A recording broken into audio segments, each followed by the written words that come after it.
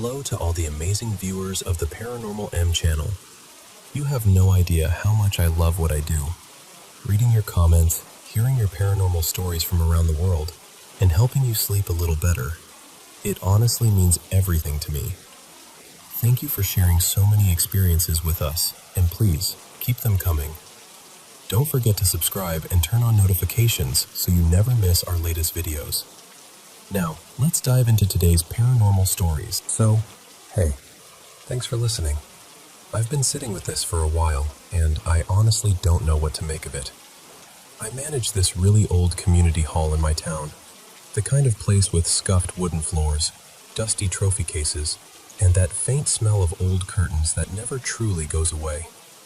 My boss is my aunt, Mara, and she's worked with the building forever. She swears up and down there's never been anything creepy going on there. No stories, no haunted hall reputation, nothing. And for a while, I believed her. But a little over a year after I started, small things began happening upstairs in the lounge area. The biggest one, the one that keeps repeating like it's got a routine, is the TV turning on by itself. And this isn't some sleek little flat screen. It's one of those massive, ancient Panasonic projection TVs with a chunky speaker base built into the bottom. Heavy, loud, stubborn. It sits right near the entrance to the upstairs lounge, like it's stationed there. At first, it would flip on when I was leaving, and I wouldn't notice until later. Then I'd get a text like, "Did you seriously leave the TV on again?" And I'd have to apologize, even though I truly didn't remember touching it. After a while, it started feeling intentional. Like it would wait. Then it would turn on the second I stepped into the lounge, or right as I crossed the threshold to leave, the exact moment I'd be forced to see it. Not when other staff were around, not during busy events, just me. And the weird part? It never happens to anyone else. I asked around. I asked maintenance. I asked the weekend crew. Nothing. Mara's been involved with that hall for decades and says she's never had the TV do anything like that. I tried to convince myself it was a wiring glitch or a dying power button, and maybe it was. I really wanted it to be. But then something happened earlier this year that kind of cracked that explanation clean in half. Upstairs, my office sits beside a short little hallway that leads to the bathrooms. It's not even long, just a few steps, but it's always darker than it should be, like the light doesn't fully reach it. That hallway is the only place in the whole building that makes my stomach tighten for no logical reason. I've had weird experiences before in my life, enough that I learned a rule I've tried to live by. If you don't feed it attention, it usually doesn't push. So I keep my head down. I don't talk into the dark. I don't challenge anything. I do my job, lock up, go home. Most nights, that works. But one evening, I was locking my office door and I felt it. That awful sensation that someone is staring at you. Not a casual glance, not imagined. Like an intense, fixed stare from the bathroom hallway. It was so strong, I actually froze with my keys in my hand. Now, I have this EVP-style app on my phone, one of those ghost communication things. I'll be honest, I don't take it seriously.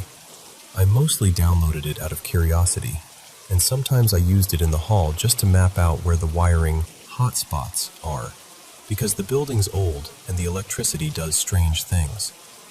I wanted to know what a normal reading looked like in different spots. My office entry area usually reads low, almost nothing. That night, I opened the app anyway, more out of nervous habit than belief. The meter jumped immediately into the middle range, and then it generated 2 words, "Come closer." My skin went cold, my chest tightened. Every instinct I have said, "No, get out, now." So I ran. Not a calm, "let's leave" run. I bolted. I flew out of the upstairs doors and down the stairs, still doing that frantic thing where you're trying to be responsible while you're terrified. Locking side rooms as you pass them, slapping switches, moving too fast and dropping your keys once, catching them, almost tripping. I set the alarm, locked the main doors, and drove home like the rear-view mirror was going to show something sitting in my back seat. And then, when I got home, my phone rang. It was Mara. She sounded tense, annoyed, confused, all at once. She asked, "Did you lock up properly? Because the alarm just tripped." I told her yes, absolutely yes. I was sure. I checked everything like 3 times because I was already rattled. She said the sensors were triggered in a path, starting at the front entrance, then up the stairs, then into the upstairs lounge. Like something had come in after I left, and walked right back up to where I'd been. She insisted I go back and check. I didn't want to. I felt sick even thinking about it. But I did. And when I got there, everything was exactly how I'd left it. Every lock, every door, secure. So the only explanation that made sense to my brain in that moment, as much as I hated it, was this. Whatever I felt upstairs followed me as I ran out. It waited until I was gone, and then it moved back through the building and triggered the alarms on its way upstairs. That's the part I can't shake, because usually the weird stuff is subtle, annoying, like the old TV turning on.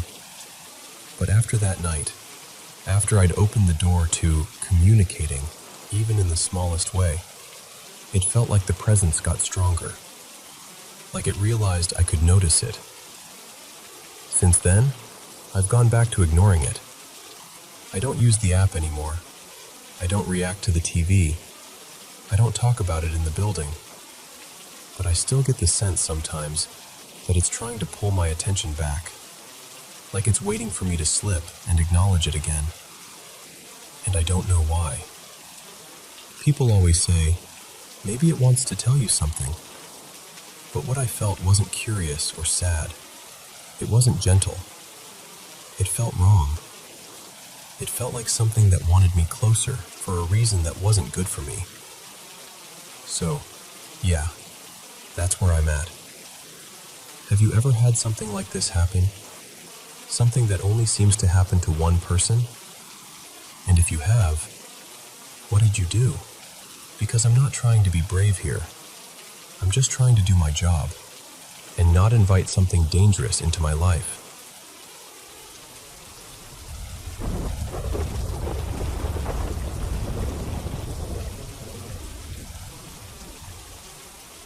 Hey, so this is one of those things I still struggle to talk about, because the second you say paranormal, people either get quiet or they get that look like you're making it up.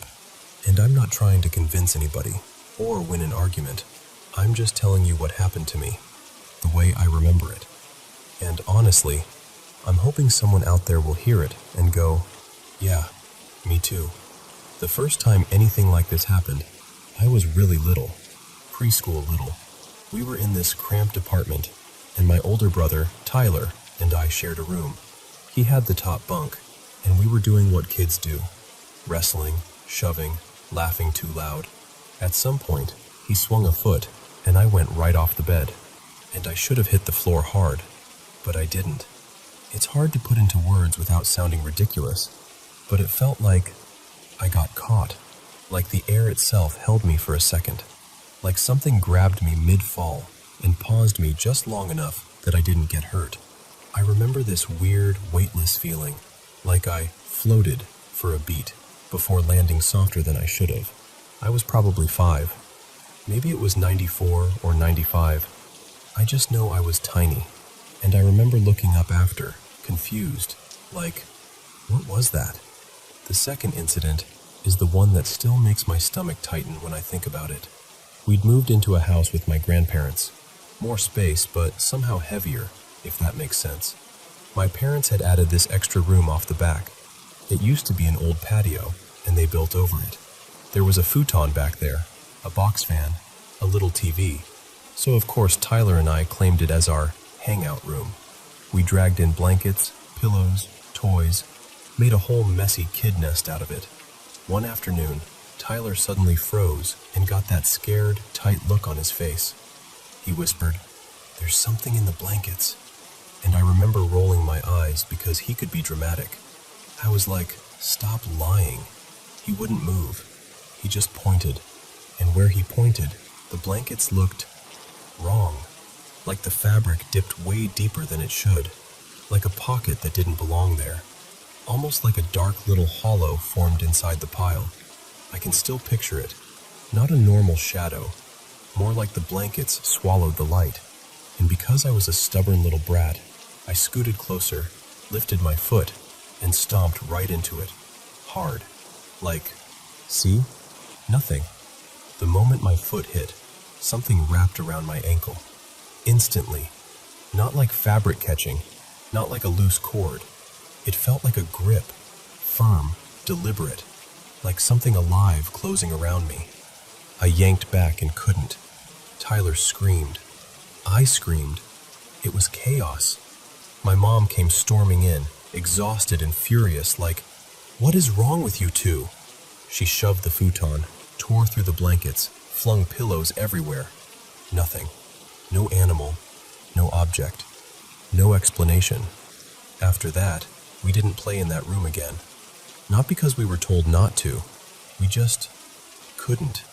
I was maybe 8. Tyler maybe 9. Late 90s, give or take. Then there was the bathroom incident. This was still that same house. My mom was working long hospital shifts at the time, and my grandma traveled for work a lot. So some nights it was just my grandpa, my brother, my dad, and me. Their rooms were all down the hall, and mine was near the bathroom. One night I got up to pee. The house was quiet in that way houses get when everyone is asleep. Like the walls are holding their breath. I'm in there, half asleep, and right as I'm about to flush, I hear a knock on the bathroom door. I go, hello? I'm in here. And right away, a woman's voice answers. Clear as day. It sounded like my mom, with that impatient but not angry tone. And I remember laughing because it sounded so normal. Like, "Really, Mom? I can't have 2 minutes?" I washed my hands, still smirking, and then it hit me like ice water. My mom wasn't home. My grandma wasn't home either. And the house, suddenly, felt too big, too dark, too silent. I didn't want to open the door. My heart was pounding. I stood there for what felt like forever, and finally, I cracked it open. Pitch black hallway. No lights, no movement, nobody awake, no one at the end of the hall, nothing. I bolted back to my room and slammed my door like something was chasing me. I didn't have a lock, so I turned on the light and sat with my back against the door, knees pulled up, shaking. I was about 11, early 2000s, and even now, decades later, I still have nightmares where I'm leaving a bathroom into a dark hallway, and I swear my body remembers the fear before my brain can even catch up. A few years after that, things got weird in a different way. My grandpa woke up one night convinced he saw someone moving through the hall, like a person walking past the doorway. He told my grandma, "Didn't you just see them?" And she was like, "See who? There's nobody." And he just shrugged, dead serious, and goes, "Must have been a ghost." My grandma didn't sleep after that. She stayed up, scared and wide awake, like she didn't trust the house anymore. Then about a week later, my best friend, Jules, was over. We were teenagers by then. She walked down the hall and did that double-take thing toward my grandparents' room. Not screaming, not dramatic, just a quiet, confused look. Later, I walked down the hall too, and as I was walking back, I glanced into my grandpa's TV room, and I saw what looked like someone standing there. A tall, dark shape.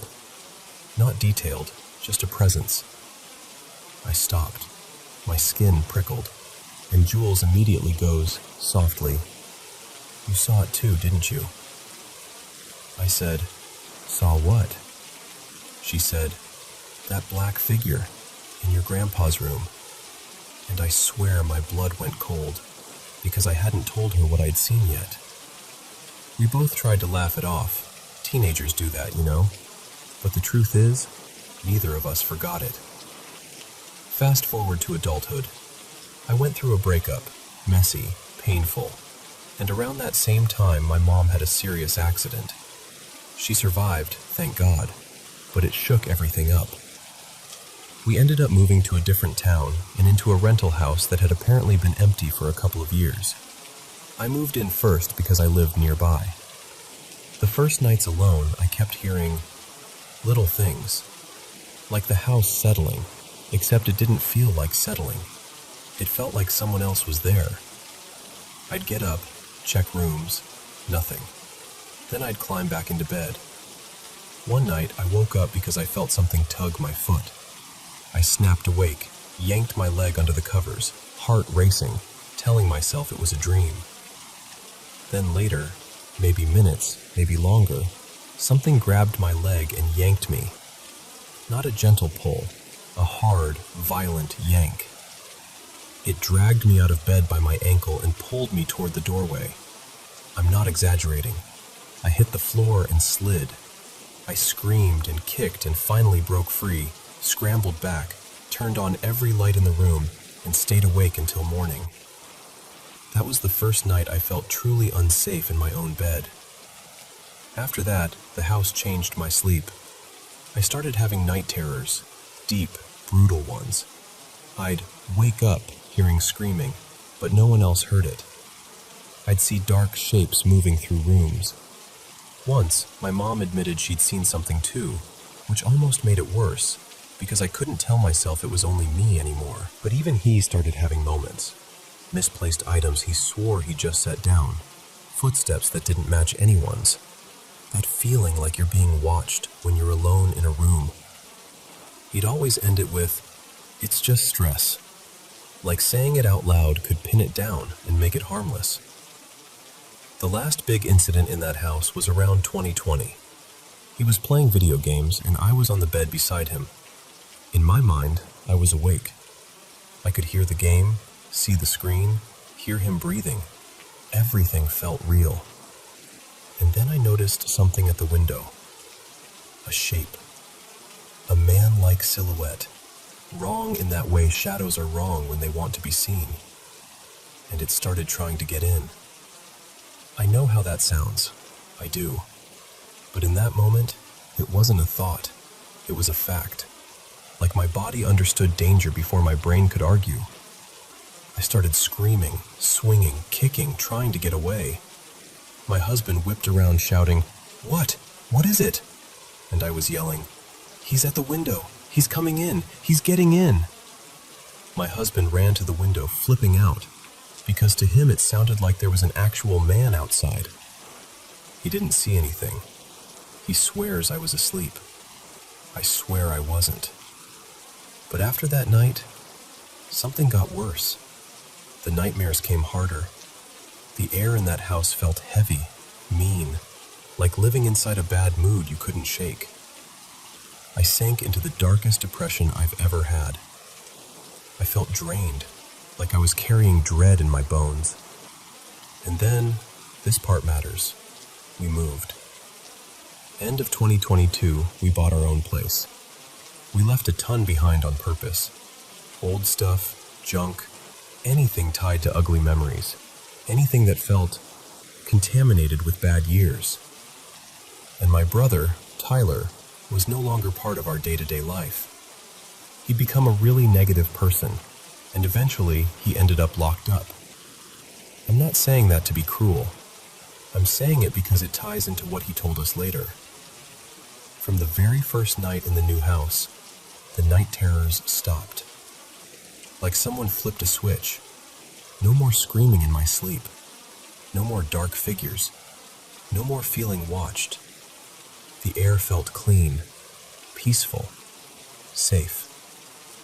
I had one strange dream where someone was searching for me, and in the dream I was back in my childhood house, like my mind still had a string tied to it. But even that felt distant compared to what I used to live with. And then I found out my grandma was finally selling that old house. And I felt relief. Not sadness, relief. Because that place didn't hold warmth for me. It held tension. It held fear. It held too many nights where something felt off. Here's the part that still makes me uncomfortable. Before my brother disappeared from our lives, he admitted he'd done ritual-type stuff in his room when we were younger. Like he invited things in. I don't even know what to believe about that. Part of me wants to roll my eyes. Part of me remembers everything that happened and can't fully dismiss it. And when he got arrested years later, people said they found disturbing occult stuff in his apartment. Symbols, candles, things laid out like some kind of intention. I don't know if it was real, satanic anything, or if it was him being edgy and sick and trying to scare people. Either way, it makes my skin crawl. So, that's it. That's the story. I'm not asking anyone to worship the paranormal or agree with me. I'm honestly open to logical explanations. Sleep disorders, trauma responses, stress, the way a bad environment can poison your nervous system. Maybe my husband is right, and it was stress the whole time. And if you've ever had anything like this, anything you can't easily explain, I'd genuinely like to hear it. Or if you have a grounded explanation that isn't cruel, I'm open to that too. I'm not looking for people to mock me. I'm just looking for perspective. And maybe proof that I'm not the only one who's walked out of a bathroom into a dark hallway and felt the world tilt the wrong way.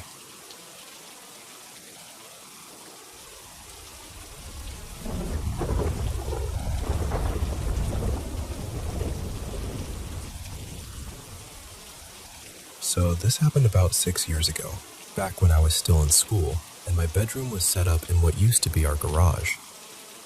My older cousin, let's call her Maris, was staying with my family for a couple of weeks. And the whole time she was there, we kept having these little ghost moments that were easy to brush off. Like, you'd hear a sharp knock on the wall, and we'd be like, yeah, okay, the house is settling, even if it didn't sound like that at all.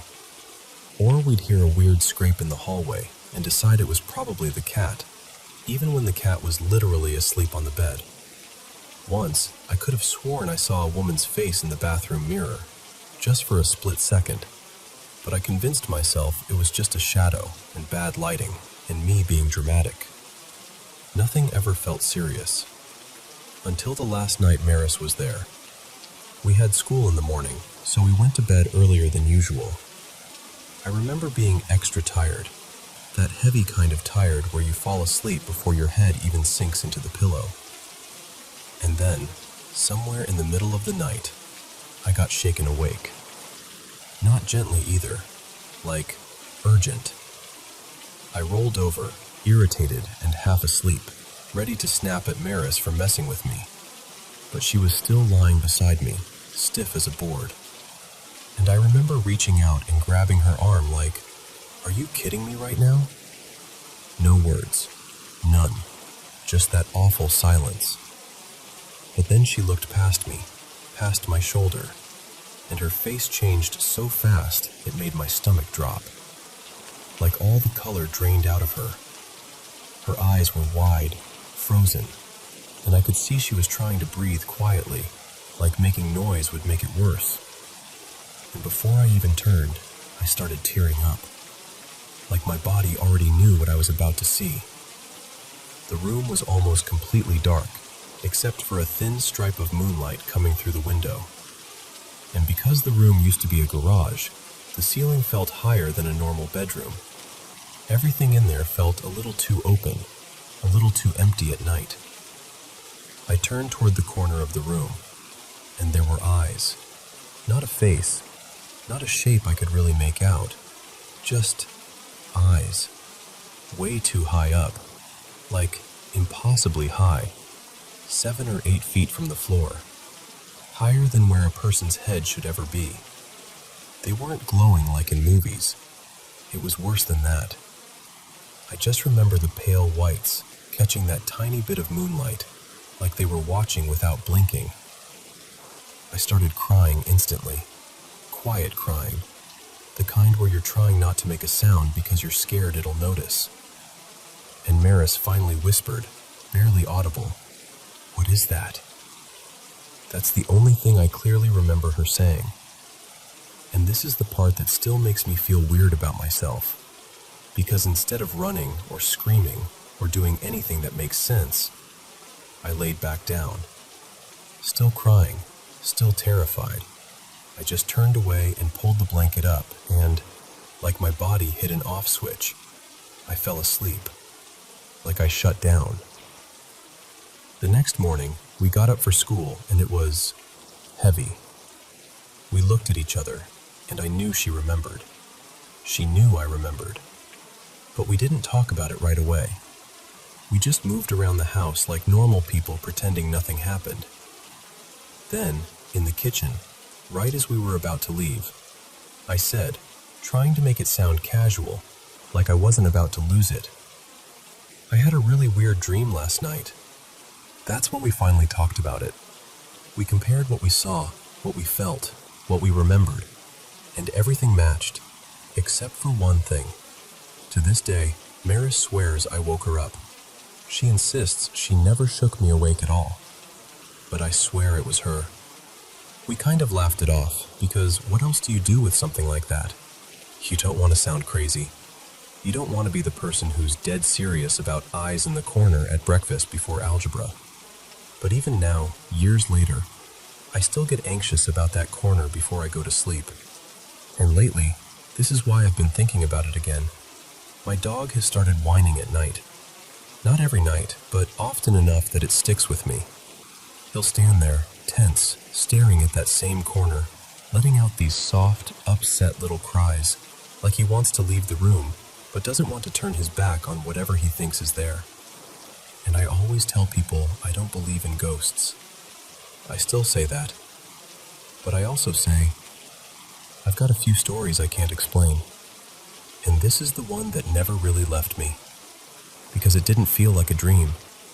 It felt like something was there, just out of reach of the light.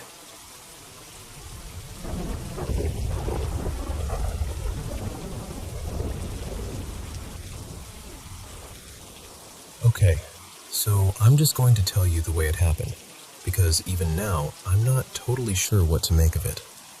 A few nights ago, 3, I think, I was riding with my Aunt Marisol on this quiet back road that cuts through a ton of trees. We weren't even going anywhere exciting, just heading home after visiting family. It was already getting late, like a little after sunset, and the sky had that deep blue look where everything feels slightly unreal. Then the car started acting weird. First a warning light, then this sharp beep, and suddenly the temperature gauge shot up like it was panicking. Marisol pulled into this small church parking lot that looked like it hadn't been busy in years. No other cars, no streetlights, just this wide stretch of cracked pavement, and one side of it completely hugged by dense woods. Pines and underbrush packed together so tight it looked like a wall. We turned the car off because it smelled hot, like overheated metal. A minute later, she tried to start it again, and it wouldn't even cough. Nothing. So she called my Uncle Dwayne to come meet us, and while we were waiting, I got out just to breathe and stretch. And that's when I really noticed the woods. You know how sometimes trees don't just look like trees? Sometimes they look like a place you shouldn't stare into for too long? That's what it felt like. It was quiet in this heavy, pressing way, like the sound got swallowed the closer you looked. I took my phone out and snapped a picture to send my friend Tessa, mostly to be like, "Hey, this is creepy, right?" And when I looked at the photo, my stomach did this slow drop. Because on the screen, only on the screen, there was this pale, milky glow tucked between the trees. Not a flashlight beam, not eye shine, not anything I could explain. Just this soft, white shape, like fog lit from inside. And it wasn't there when I looked with my actual eyes. So, of course, I did the thing everyone would do. I aimed my phone at different parts of the woods to see if it was some weird lens flare. But nothing else lit up.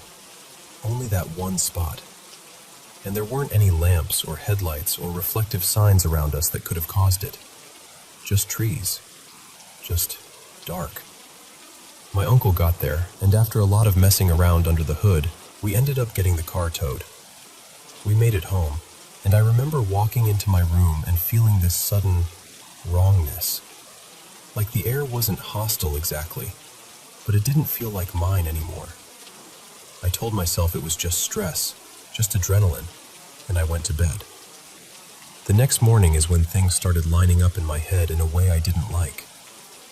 I woke up to knocking on my window. Not scratching, not tapping, knocking. 3 steady knocks like someone trying to get your attention politely. Then it sped up, rat-a-tat, fast and impatient. Then it stopped for a beat and started again from the beginning. 3 knocks, rapid knocks, repeat. And the creepiest part? It didn't stay in one place.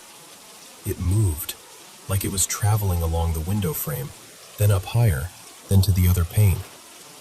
I sat there in bed, frozen, trying to convince myself it was a bird or a branch.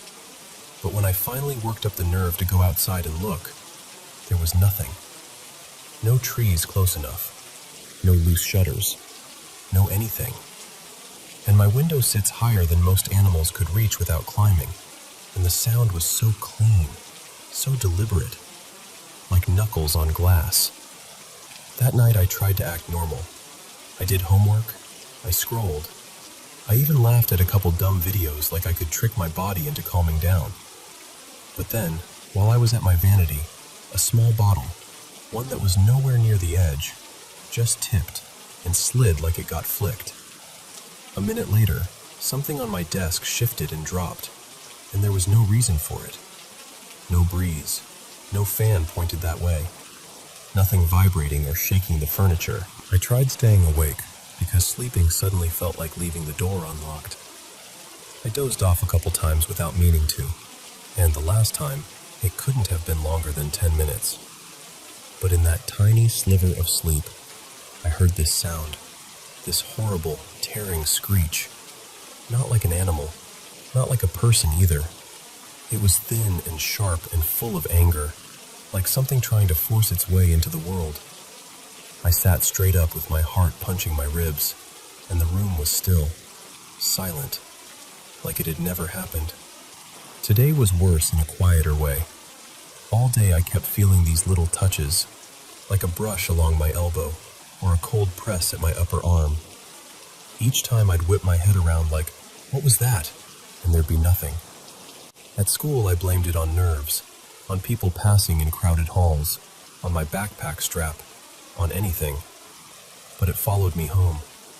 And then, just a bit ago, I walked out of the bathroom into the hallway, and I felt a cold hand, cold like it had been outside in winter, rest on my shoulder from behind. It wasn't a graze. It wasn't air. It was a firm touch, like someone trying to stop me. I actually turned around and said, "Hey," because my first thought was that my uncle was behind me messing around, being annoying. Nobody was there. I let out this little yelp, half scream, half gasp, and I turned back toward my room, and, I swear to you, I saw a shadow move down the hall toward my mom's room. It wasn't a normal shadow. It had direction, purpose, like it was going somewhere. And the thing is, my uncle's room is right behind that hallway. If he'd walked past me, I would have seen him. I would have heard him. There's no way he could have slipped by without me noticing. So now I'm sitting here telling you this, trying to keep my voice steady, trying to be reasonable, and my brain keeps circling back to that church parking lot, that wall of trees, that glow that only existed through my camera, and this awful feeling that whatever noticed me out there didn't stay out there.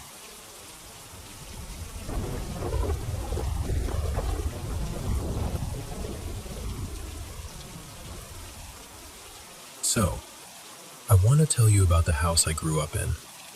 My family lived there for about 16 years, and for most of that time, weird stuff was just part of the background. Not like every single day, but often enough that you'd stop arguing with yourself about it. When I was a kid, maybe 7 or 8, my mom would sometimes leave me and my sister Maya home for a couple hours while she finished work. And more than once, we'd be in the kitchen and the cupboard doors would start opening and closing on their own. Not a gentle creak either, like someone was deliberately doing it. Sometimes one door, then another, like it was moving down the line. One time it got so intense, I actually picked up the phone and called my mom at work because I didn't know what else to do.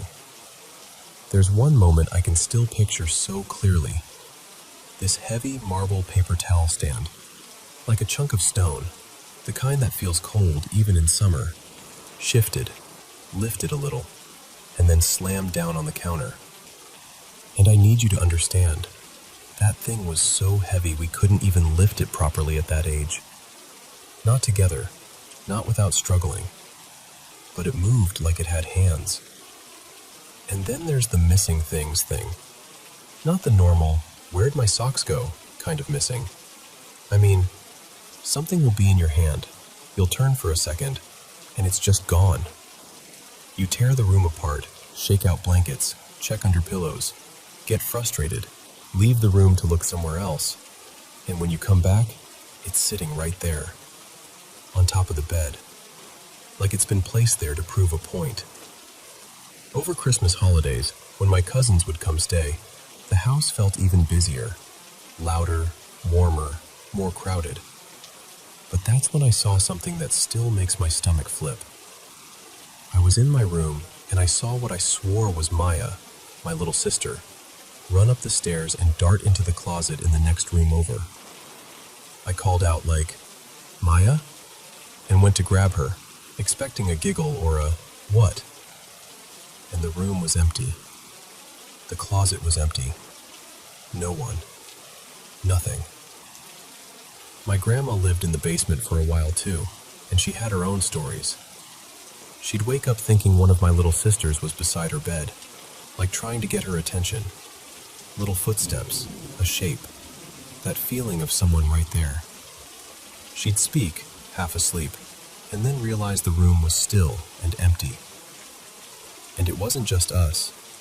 Friends would come over and casually say things like, "Do you feel weird in here?" Like they didn't even want to admit they were asking. Different people, different times. For some, it was my old bedroom. For others, it was the living room at night. And the basement. The basement was almost always the place people mentioned. Like the air down there had weight. But the most vivid, the one that sits in my chest even now, was in the middle of a normal afternoon. Bright outside. Not spooky hours. My sister and I were watching TV in my mom's room while she showered. Everything felt ordinary. And then we heard it. This laugh. It came from the closet. Not a little noise you could explain away. A real laugh. Clear enough that both of us snapped our heads toward the closet at the exact same time. We looked at each other, wide-eyed, like we'd both just been slapped by the same invisible hand, and we ran out of the room so fast I swear my feet barely touched the floor. My mom later told us we were imagining it, that our minds were playing tricks. But here's the thing. I know what it sounds like when you scare yourself. That wasn't it. That was something else. And it wanted us to know it was there. But then, life happened. Real life. Hard life. There were years where the house wasn't just a house. It held alcoholism. It held yelling and fear. It held things breaking, sometimes objects, sometimes people. I went through a long stretch of depression that felt bottomless, and there were times I genuinely didn't know if I'd make it through my own thoughts. And after all of that, the energy changed. It stopped feeling like a weird presence you could shrug at, and started feeling like something sour moved in and settled deep. You could feel it in your body. If you stand in the hallway with the living room lights off, there's this sinking feeling, like the dark is heavier there than it should be. And the basement? The basement feels like a dare. My mom has told me she's seen something in the corner of her room while she's sleeping, like a shape watching. She doesn't say it dramatically either. She says it in that careful, controlled way people talk when they're trying not to sound insane. And I believe her. I believe her so much that even talking to you about it right now has my heart going a little too fast. The reason I'm even telling you all this is because something happened recently that scared me in a different way. I don't live there anymore, but my mom and my two younger sisters, Leah and Sophie, still do. They're teenagers now. And the other day, my mom was home alone, doing laundry in the basement in the middle of the day. Normal, mundane. And then something touched her back. Not a breeze, not a brush of fabric. She said it felt like pressure, like a hand or a palm hot against her skin. And she panicked. She ran upstairs and out of the house, like her body decided before her brain did. And that's what's been sticking with me. Because this feels like escalation. Like it waited until she was alone. Like it knew she'd be distracted. Like it chose a moment where she wouldn't be expecting anything. We've always had this attitude of, don't feed it fear. Like, tell it to leave. Be firm. Don't beg. Don't act small. And honestly, that approach seemed to work most of the time. At least enough that we could live our lives. But this is the first time it feels physical, and it scares me in a way the cupboards and missing objects never did. I told my mom she should get someone experienced to come by, someone who knows what they're doing, not just someone who wants to play ghost hunter, someone who can walk through the house and read what's there without stirring it up. Because I don't want my mom down there alone again, wondering if something is going to put a hand on her back when her guard is down. And if I'm being totally honest with you, what scares me most isn't the idea of a ghost. It's the feeling that the house listened to us for years, like it learned our routines, and now it's testing what it can do.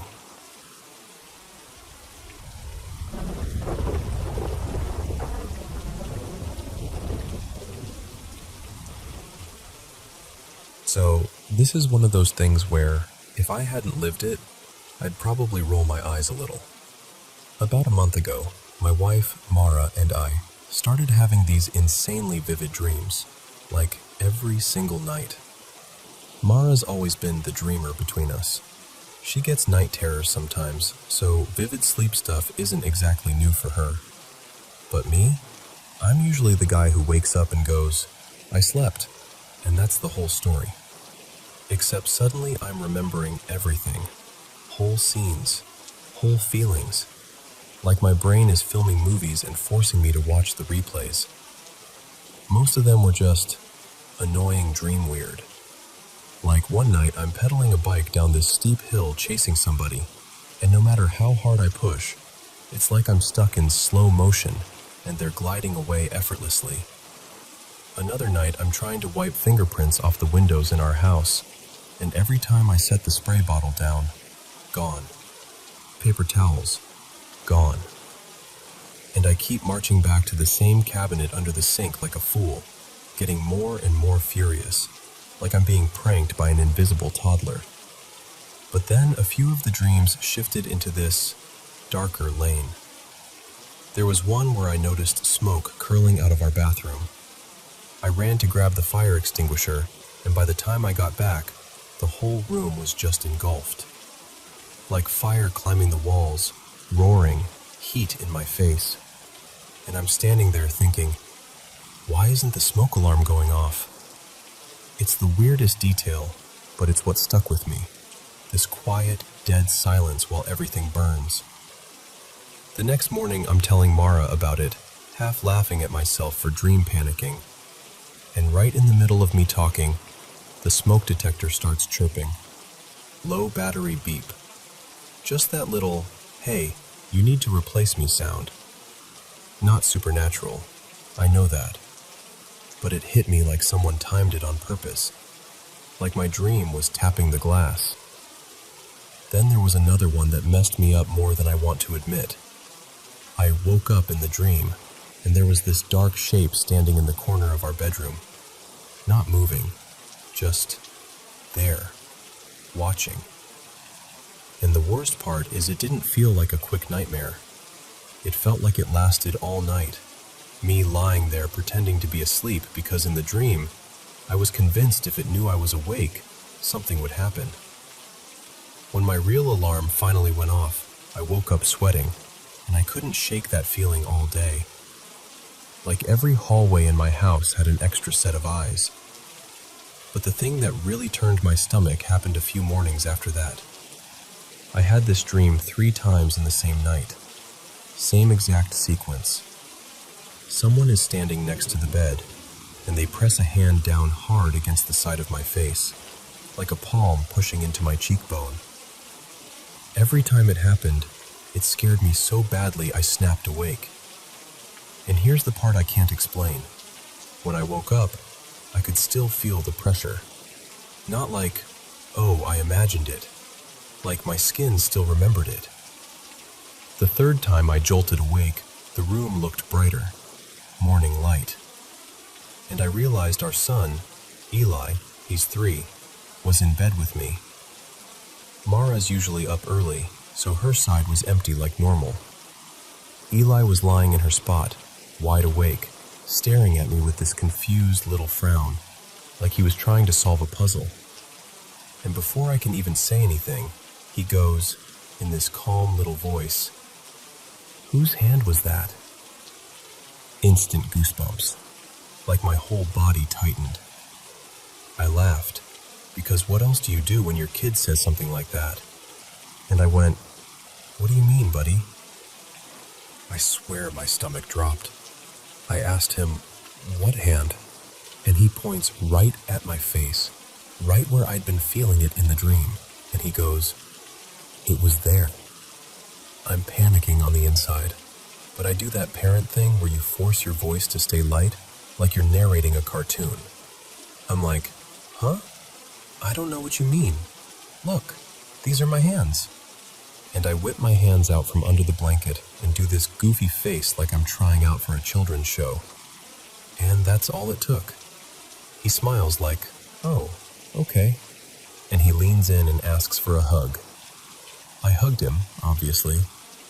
But inside I was thinking, did you just see something I didn't?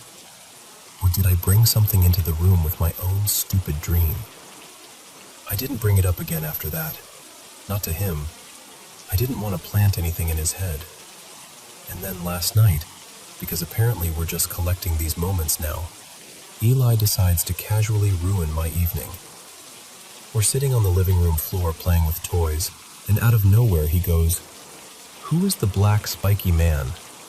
I'm like, "The what?" And he says it again, totally matter of fact. "The black spiky man." I asked him, "What man?" And he points toward the kitchen and goes, "In there." I tried to keep my voice normal, but I could feel my skin prickling. So I do the logical parent thing and go, "Oh, maybe you saw a shadow. Can you show me?" And Eli nods like this is the most reasonable request in the world. He takes my hand and walks me into the kitchen like he's giving a tour. He looks around for a few seconds, slowly, like he's scanning. And then he goes, "He's not here." And I'm like, "Oh, good. Okay. Must have been your imagination." And I just dropped it. Because what else am I supposed to say? Cool. Tell the shadow man I said hi. So now I'm sitting here trying to file all of this into a nice, neat box labeled coincidence. Maybe it's just stress. Work's been heavier lately, and when I'm stressed, my sleep is trash. Maybe that explains the dreams. Maybe the smoke alarm beep was just a smoke alarm doing smoke alarm things. Maybe the hand moment was my brain blending dream stuff with waking up and noticing my kid next to me. Maybe the black spiky man is just a 3-year-old being a 3-year-old, because kids say unsettling things like it's a hobby. But here's the detail that started bothering me once I replayed the timeline. Right around when all this began, we went to a family christening, Mara's side of the family. After the service, there was this little get-together, and at the end they handed out party favors. Small gift bags with sweets and a little keepsake. In ours, there were these sugared almonds, which, gross, we tossed them the minute we got home. And these tiny prayer beads. Not expensive or anything, just a simple little set. And for some reason, Mara and I both took them out and hung them from the lamps on our bedside tables. Like a little decoration. Like, "Aw, that's nice." I can't swear on my life that the first night of the dreams was exactly the night we hung them up. But it was close. Close enough that my brain keeps circling it like a dog sniffing something strange. And maybe it's nothing. Truly. Maybe it's all just timing and stress and a kid with a spooky imagination. It gets hard to laugh it off. It just does.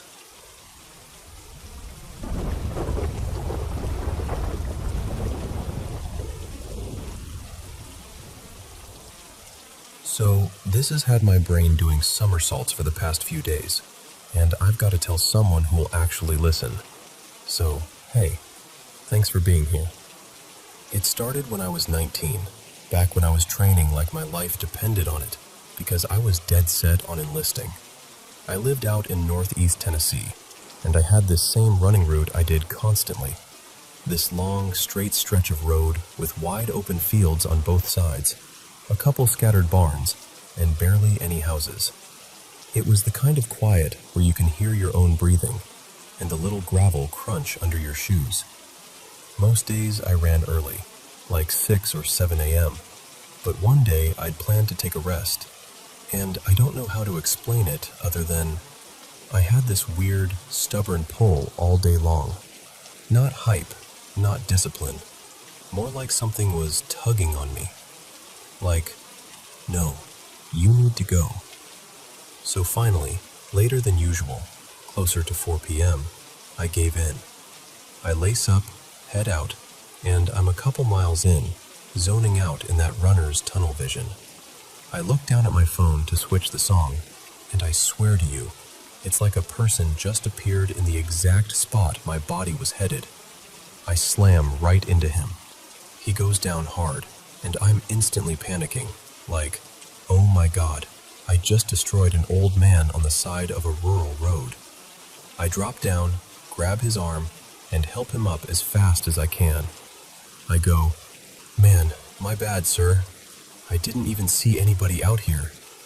He brushes dirt off himself and goes, "You're fine." But then he looks at me, and I mean really looks at me. His face, it changes in a way I still can't shake.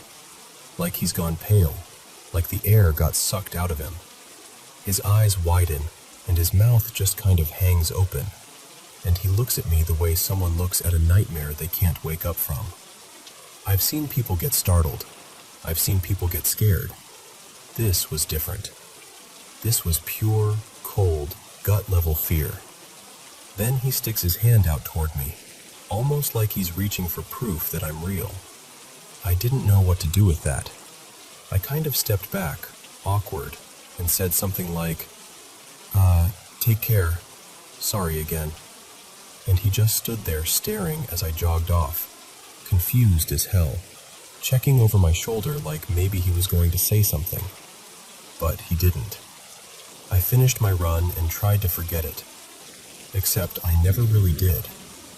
Now here's where it gets unreal.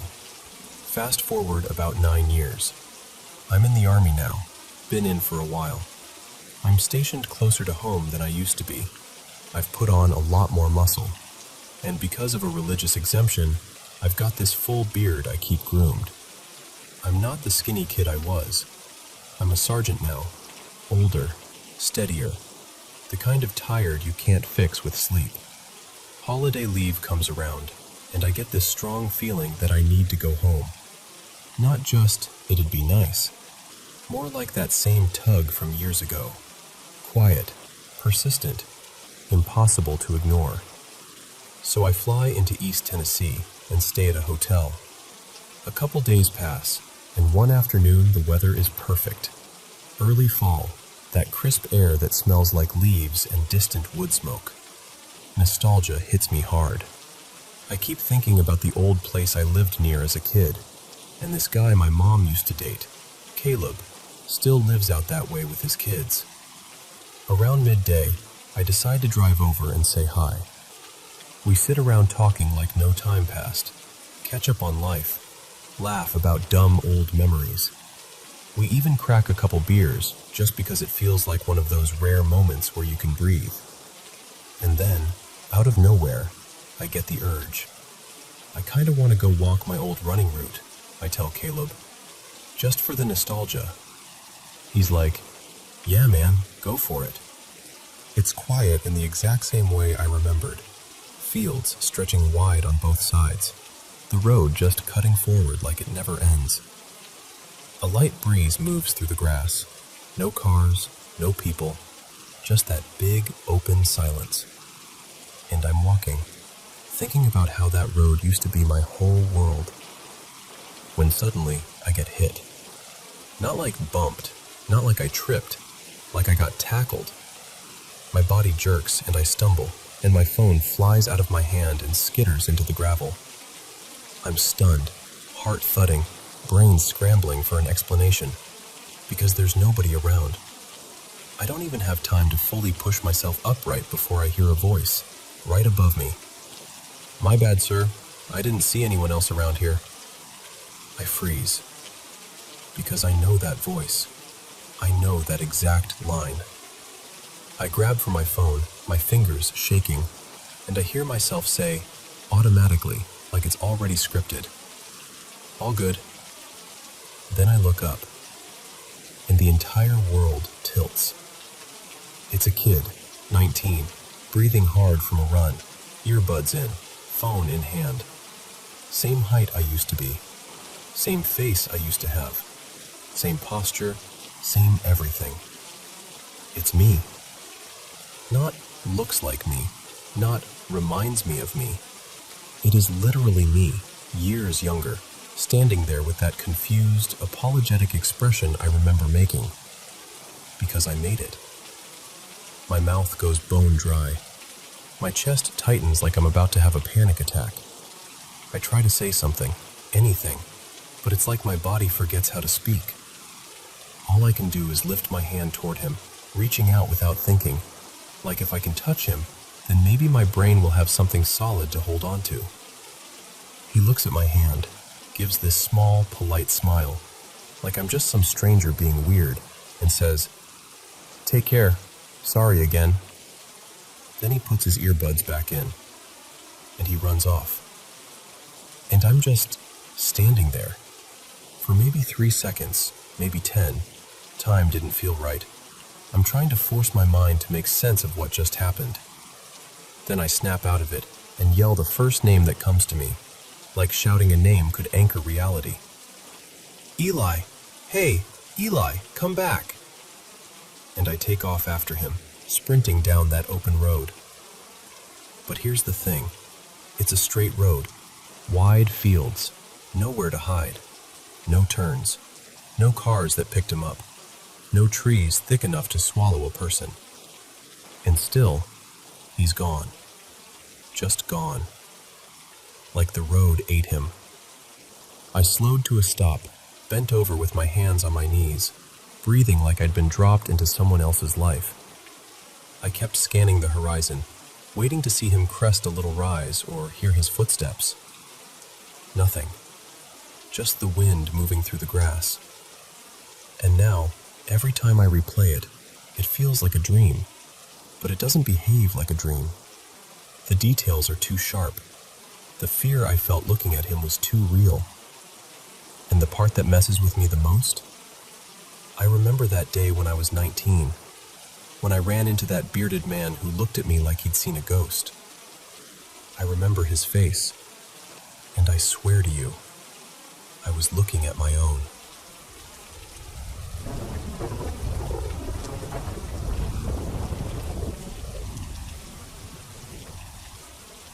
So, I'm gonna be honest with you. I'm still a little shaken up telling this. Yesterday, out of nowhere, I got this sudden urge to check on someone's well-being. And I know how that sounds. But it wasn't a normal, I should text a friend kind of thought. This was sharper. Almost like a flash of certainty that if I opened Instagram, I'd see one of those black and white photos with a caption that's basically a goodbye letter. The only problem was, I had no clue who it was supposed to be. And I spiraled a bit. I actually went so far as to pull up a couple obituary sites for my city, those public death registries that cover the metro area. I didn't find anything, which wasn't surprising. I live in a huge Brazilian city, millions of people. So even if the feeling did mean something, what were the odds the exact person would even show up there? Those sites don't catch every single death, right? But the feeling didn't go away. My brain kind of latched onto this woman named Renata, someone who used to run in the same social circles as me back in the day. Renata had struggled with mental health for years, and a while back, maybe like 8 or 9 months ago, she just disappeared from social media completely. And here's the thing, if you're Brazilian, you get it. Social media isn't just social media here. It's like proof of life. Having zero digital footprint is unusual, especially when you've got a ton of mutual friends. So my mind went there. What if something happened? I checked. Nothing.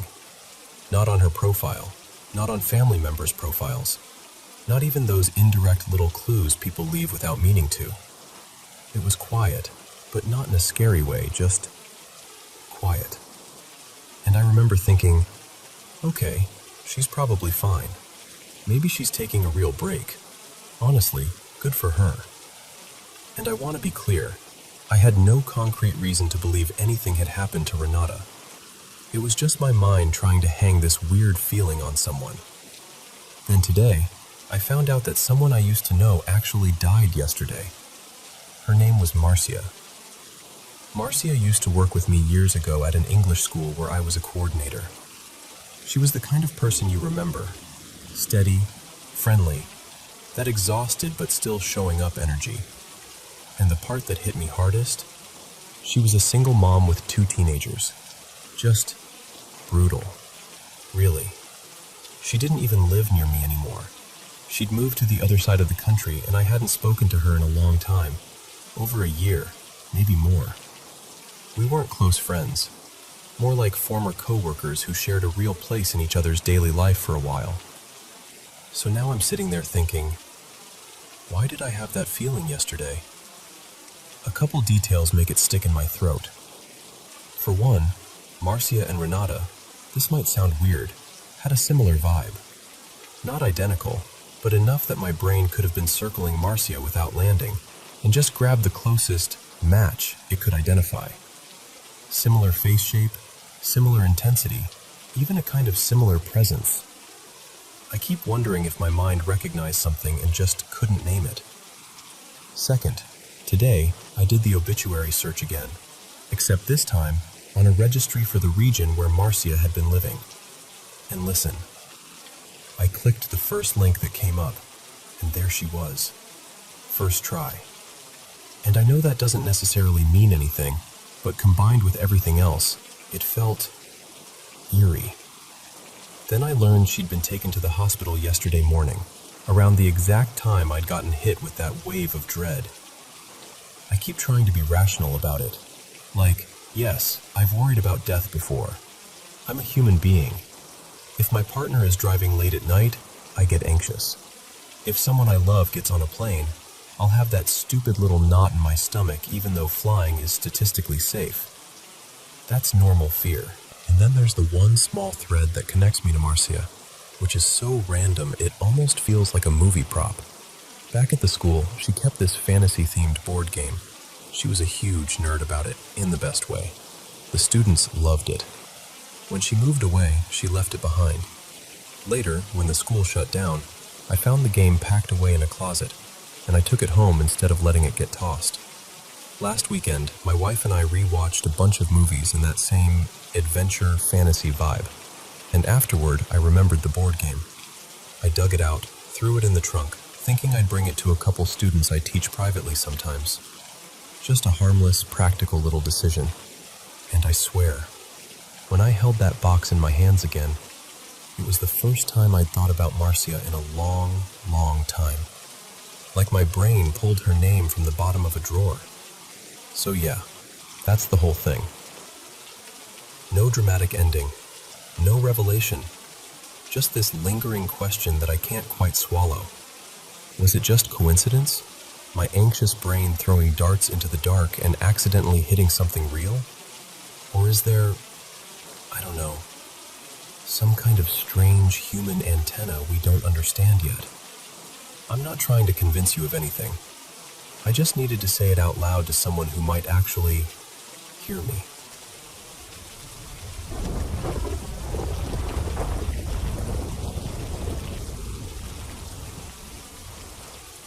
So, I grew up spending nearly every summer in Croatia. My family had this little house outside a seaside town. Not right in the middle of everything, but close enough that you could smell the pines and the salt in the air at the same time. And every year, like clockwork, I'd show up, sunburned within 2 days, and fall right back into the same friendships like no time had passed. There was this tradition the older kids passed down to the younger ones. You know the kind. Half adventure, half proof you're brave now. We'd hike up into the rocky hills behind the village. It's not one single mountain, more like a long, rugged ridge that keeps climbing and folding over itself. Up there, there's a wide, open pasture. Goats or sheep sometimes wandered through, and an old stone hut that had been abandoned for ages. Shepherds used to sleep there overnight back when people actually watched their flocks the old way. The hike itself wasn't that bad. Honestly, it was the kind of walk you could do while joking around and throwing pebbles at each other. Except for one spot. There's this section where the path narrows and you have to shuffle along the edge of what's basically a deep split in the rock, like a ravine or a crack that drops a few meters straight down. And at the bottom there are these big, ugly boulders, the kind you don't want to imagine landing on. It isn't technically a cliff, but it feels like one when you're a kid and you can't stop looking down. That day it was 4 of us at first, me and 3 friends, and we decided we were finally doing the hike to the hut on our own. On the way up, we passed the house of another friend, Luca. We spotted him out on the terrace, leaned over the fence and shouted up like, "Hey, we're heading up to the old hut, come with us." He grinned and said yes, like it was the easiest decision in the world. He grabbed his shoes, came down, and joined us. Just like that. 5 kids, laughing, sweating, feeling like explorers. Everything felt normal. Completely normal. And then we reached that narrow part. I remember it so clearly because the air felt a little different there. Quieter somehow, even though nothing changed. We went one by one, kind of sidestepping along the rock. Luca was behind us, and then, out of nowhere, he screamed. I don't even know how to describe it without sounding dramatic, but it wasn't a normal scream. It wasn't "I slipped," or "I'm scared," or "I hit my knee." It was a scream that sounded like someone dying, like the kind of sound your body understands before your brain does. A raw, animal, final kind of terror that went straight through us. We spun around and saw him fall, just drop out of sight into that split in the rock. And the scream kept going until it didn't, until there was this sudden, sickening silence after the impact. We froze, every one of us, like our brains refused to accept what we just watched. I remember my heart pounding so hard it made me feel dizzy. Someone kept saying his name, over and over, like saying it enough times would change what we'd seen. We crawled forward and looked down, but it was too deep, and the rocks below were twisted and uneven. No movement, no answer, nothing. We were kids, no phones, no way to call anyone, just those old little brick Nokias, and even then we didn't have them with us on the hike. So we did the only thing we could do. We ran. We ran back down the path like we were being chased, crying, shouting, tripping over stones, calling for help, not even caring if we fell ourselves. We didn't stop until we saw the first rooftops of the village. We sprinted past the gate, and I swear to you, my legs nearly gave out, because there he was, Luca, standing there with his parents, alive, calm, completely fine. I can still feel the way my stomach dropped when I saw him, like my body short-circuited.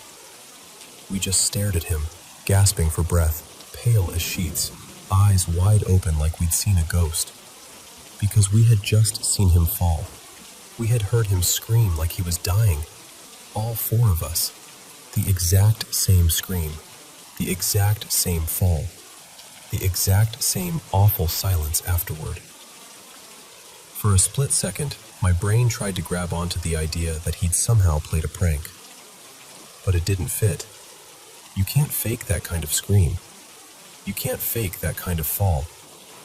And even if you could, how could he possibly be here already, without a scratch, without dirt on him, without even looking out of breath? His parents rushed toward us, alarmed, asking what happened, why we were crying, why we looked like that. And we just spilled it out, talking over each other, pointing back up the mountain, barely able to breathe. The adults didn't laugh. They didn't brush it off. They knew us. They could see our faces. They could hear it in our voices. That we weren't trying to tell some spooky story for attention. We were terrified. So the adults gathered people immediately and went up to that ravine. Their thinking was simple. Maybe it wasn't Luca. Maybe it was someone else. A tourist. Another local kid. Anyone. They searched for a long time. And they found nothing. No body. No injured person. No sign that anyone had fallen at all. And here's the part that still makes my skin prickle. While we were up there hearing that scream and watching him die, Luca was apparently in town with his parents, running errands, completely elsewhere, like it was an ordinary afternoon. To this day, people from that village still bring it up sometimes. Not in a campfire story way, but in that quiet, uneasy way people talk about something they genuinely can't explain.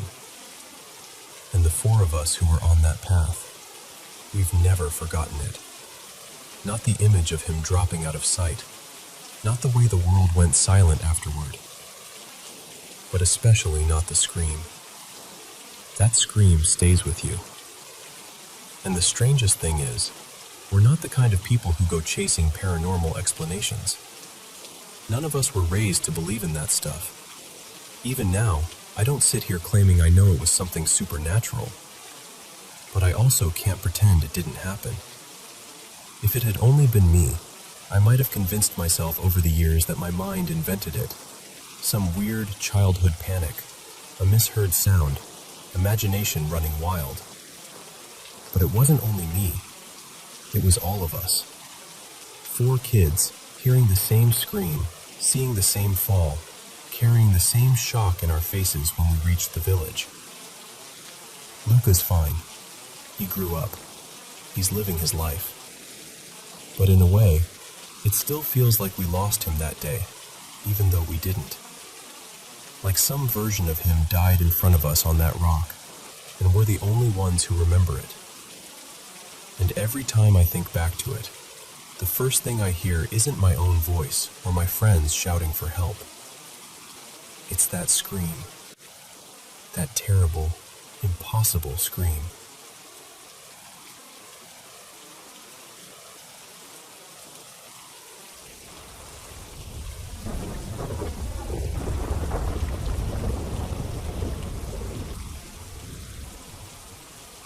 So, this is a little hard to talk about, but I'll try.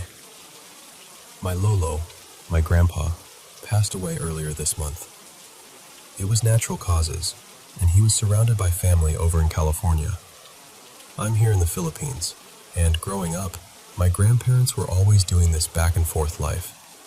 They'd fly home to see us whenever they could, then return to the States.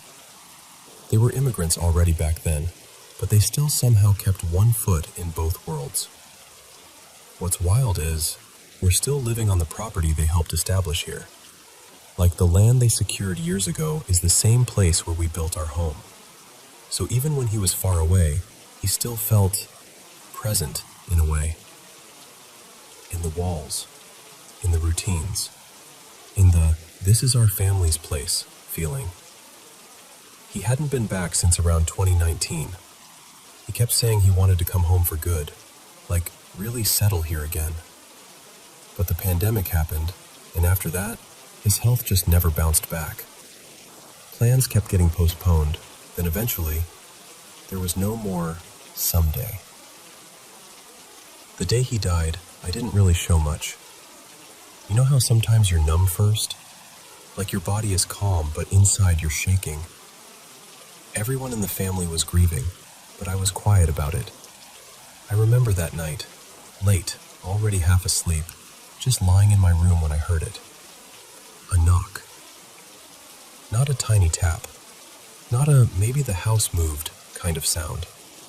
It was one solid knock, medium to loud, right on my bedroom door.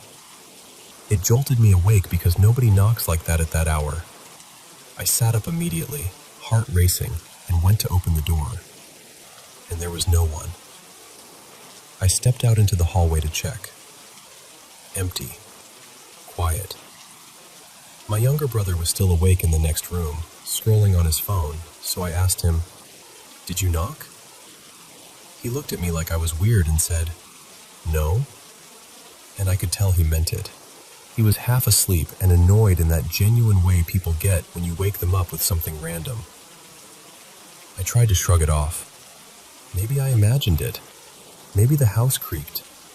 Maybe it was just one of those things. But then it happened again. A couple nights later, my dad experienced it in their room. He told us he heard 2 knocks this time, 2 distinct ones, like someone knocking, pausing, then knocking again. The first time, he got up and checked outside the room, then even went downstairs thinking maybe someone was messing around. Nothing. So he went back up to sleep, and then it happened again, same pattern. The second set of knocks was softer, but still clear enough that he couldn't ignore it. Then, a day or so after that, my mom heard it too. She was getting ready, like dressing, doing her usual routine, and she heard a knock and assumed someone downstairs was calling her. So she called back, "Yeah?" No answer. She went out to check, thinking someone needed something, but everyone was busy doing their own thing, no one even near her door. And then, it came back to me.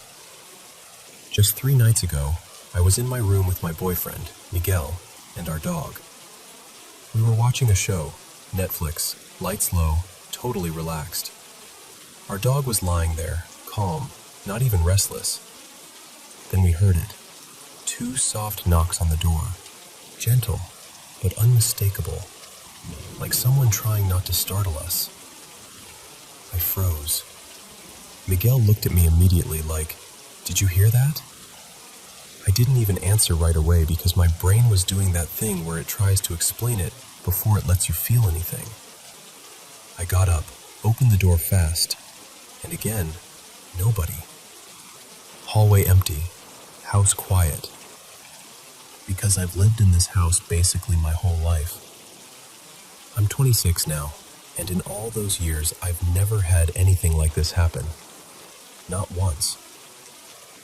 And now it happens, first on the day he dies, then again to my dad, then my mom, then back to me. I don't know what I believe. I'm not saying it's definitely something paranormal. I'm not claiming it's my grandpa for sure. But the timing feels personal. Like the house is doing something it never used to do. And honestly, I think what scares me isn't just the knocking. It's what it might mean. Like, is it a goodbye? A reminder? A sign that grief is louder than we think, even when we're trying to be quiet about it. I guess I'm sharing this because I don't know what to do with it. Has anyone else experienced something like that? knocking with no one there, especially after losing someone? And if you have, how did you handle it without spiraling? Because right now, I'm stuck between wanting an explanation and wanting to believe it was him, just letting us know he made it home in some way.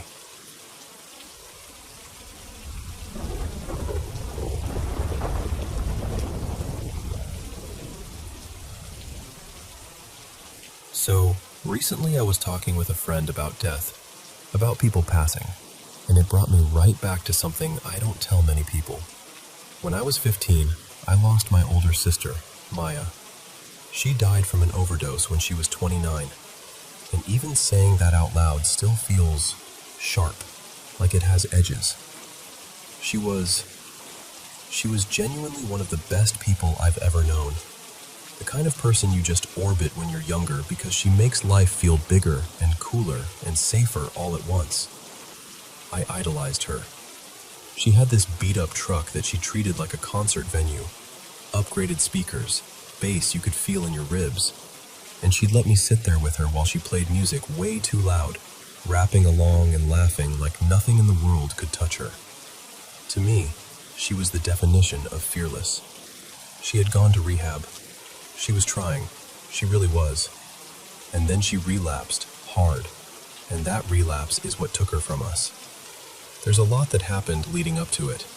Details I keep close, because some things just don't belong on the internet.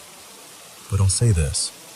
It was a shock that didn't just knock the wind out of our family. It rearranged us. About a month after she died, I had this dream. And I know people say dreams feel real, but this was different. It wasn't fuzzy or symbolic. It felt like she was there. In the dream, I was holding her, hugging her so tightly I could feel that familiar shape of her shoulders, like my body remembered her before my mind did. We were both crying, ugly crying, the kind where you can't even talk right. It was gut-wrenching, but also strangely calm underneath it, like something sacred was happening. And right before I woke up, I remember her pulling back just a little, just enough to look at me, and she said, really clearly, "I have to go now." I woke up sobbing, like I sat straight up and the tears were already happening, as if I'd been crying in the real world too. I don't even know why, but I got out of bed immediately and walked into the living room. It was still early, quiet house, dim light, that heavy stillness you get before the day fully starts. And my mom, Denise, was already there. She was standing in the living room like she'd been placed there, almost frozen. Her face was puffy, eyes red. She'd been crying too.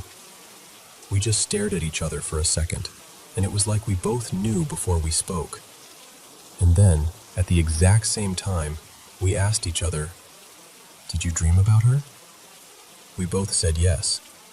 And here's the part I still get chills thinking about. We described the dream, and it matched. The hug, the crying, how real it felt. And then my mom said, "What did she say at the end?" And I told her. And my mom's face crumpled because she whispered, "She said that to me too. I have to go now."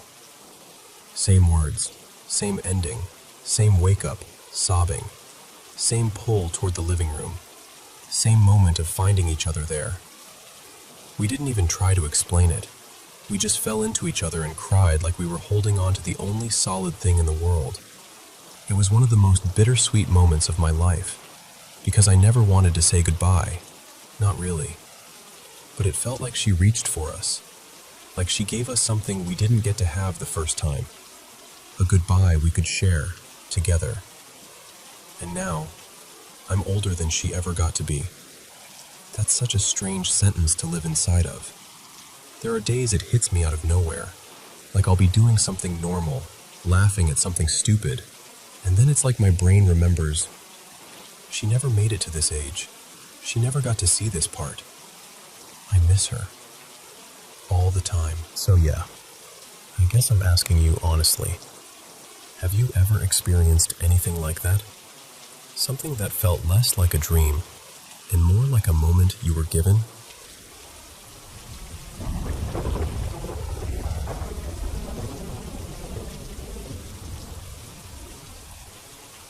Okay, this has been stuck in my head ever since it happened, and I still don't know what to make of it. I'm not saying it was definitely paranormal. Honestly, half of me is skeptical, and the other half is like, yeah, but what if it wasn't nothing? So this was a couple months back. We just had our little boy, Milo, and he was around 5 months old at the time, right in the thick of teething. You know that stage where they look so tiny and sweet, but they're also miserable and nobody sleeps? That was us. That day in particular was brutal. I'd been on baby duty for hours, rocking him, walking around the house, trying different bottles, pacing the hallway like a zombie. By the time night came, I was completely wrung out. And when you're that tired, your brain starts telling you stuff. I kept thinking I was messing everything up, like I was failing him, like I wasn't cut out for being a dad. Eventually, I managed to settle Milo down. The house finally went quiet. My partner, Tessa, was asleep, and I remember lying there thinking, okay, just sleep. Please just let me sleep. And that's when it happened. At first, it was this deep humming sensation inside my body. Not like a noise in the room, like something in me. Like my chest and ribs were vibrating. Then it got stronger. It spread until it felt like every inch of me was buzzing, like my whole body had turned into a speaker and someone had cranked the bass way too high. Then I realized I could actually hear it too. Not just feel it, hear it, faintly, like a low electric drone. And right after that came this really unsettling feeling, like something was pressing against my mind. Like, I don't know how else to say it. Like something was trying to force its way into my head. And I was fighting it. Not physically, mentally. Like I was trying to keep a door shut and something on the other side was pushing harder and harder. For a few seconds, 5, maybe 10, it felt like a struggle. Like I was thinking, no, get out, stop. And then suddenly, it was like I lost my grip. Like the door gave way. And the moment it did, the vibration surged. It wasn't just buzzing anymore. It was intense, like wind blasting through me. Like my whole body was being shaken from the inside. And then there was sound. This high-pitched, chaotic talking. That's what it felt like. Like a voice, but not in any language I knew. Just this rapid, sharp, almost squealing gibberish whipping around my head. Like I was caught in some kind of mental whirlpool and the noise was circling me. I remember thinking, what is happening to me? And then, right at the end, everything cut through into one clear sentence, in calm, perfectly understandable English. You're doing a good job. That's it. Just those words. And the second I heard them, it was like something unclenched inside me. All the fear drained out. It wasn't just relief. It was this wave of calm that washed over everything. Like reassurance so strong it felt physical. Like someone had put a hand on my shoulder and meant it. And then, instantly, everything stopped. The vibration, the sound, the pressure. Gone. Like someone flipped a switch. I was just me again. Lying in bed. Quiet room, no humming, no voice, alone in my own head, fully in control.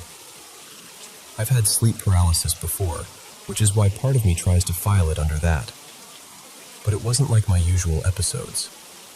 Normally, I'm asleep first and then I wake up stuck. This time it happened right as I was drifting off. And I've never had anything like a voice, especially not something that felt separate from my own thoughts. And sleep paralysis has always been negative for me.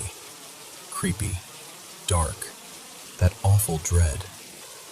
This was the complete opposite. It scared me at first, but the ending was weirdly beautiful. What I do know is this. Those words stuck. They actually helped. Even now, on the hard days, I remember that sentence. You're doing a good job. and it still hits the same. And if it was a message, then it showed up at the exact right time.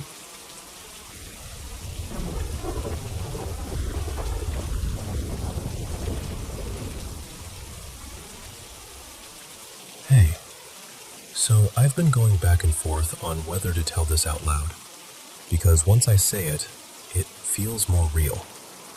But I'm gonna try to explain it the way it actually felt, not the way it sounds on paper. I'm 22, I'm a Christian, and weird things have followed me for as long as I can remember. I've had dreams that later happen, like exactly happen. Sometimes it's years later, and it hits me like a punch because the scene is identical, down to tiny details. I'll catch shadows in mirrors or reflections in storefront windows, even when I know no one's there. And I've heard people in my house, doors opening, footsteps, murmuring. Sometimes even voices that sound like my family, when I'm home completely alone. And then there are moments that just don't make sense. Like a few months ago, I was in this little local shop, and someone whispered my name behind me. My name isn't common either. My boyfriend at the time, Evan, heard it too. We both turned around expecting to see somebody we knew, and there was nobody. No one even looking our way. Nothing. I've got more stories than I'd like to admit, but the worst thing, by far, happened about 2 years ago at Evan's family place. It's out in the middle of nowhere, surrounded by this huge stretch of land, fields, woods, the kind of quiet that feels heavy. It was one of those nights where he had a few friends over. I'd been at work, and I was genuinely excited to swing by and hang out. Like, I remember driving out there feeling happy, normal, light. And then the second I pulled in, it was like someone flipped a switch in me. I got irritated, immediately. And not in a normal, long day way. I mean instant, sharp anger. Like it had been sitting there waiting.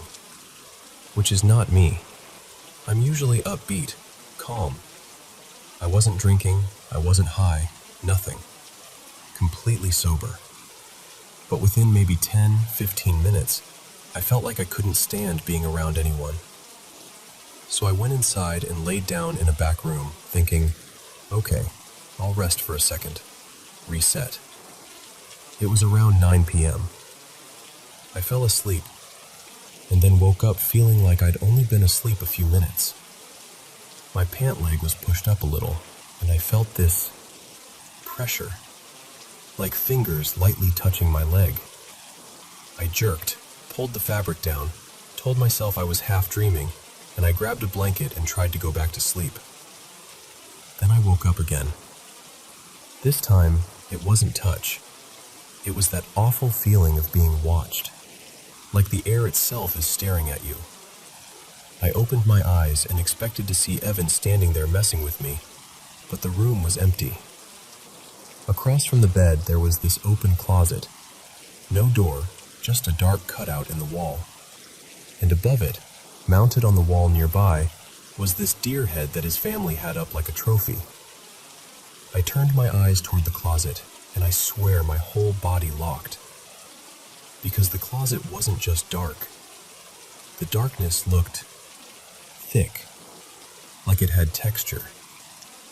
And then it started to move.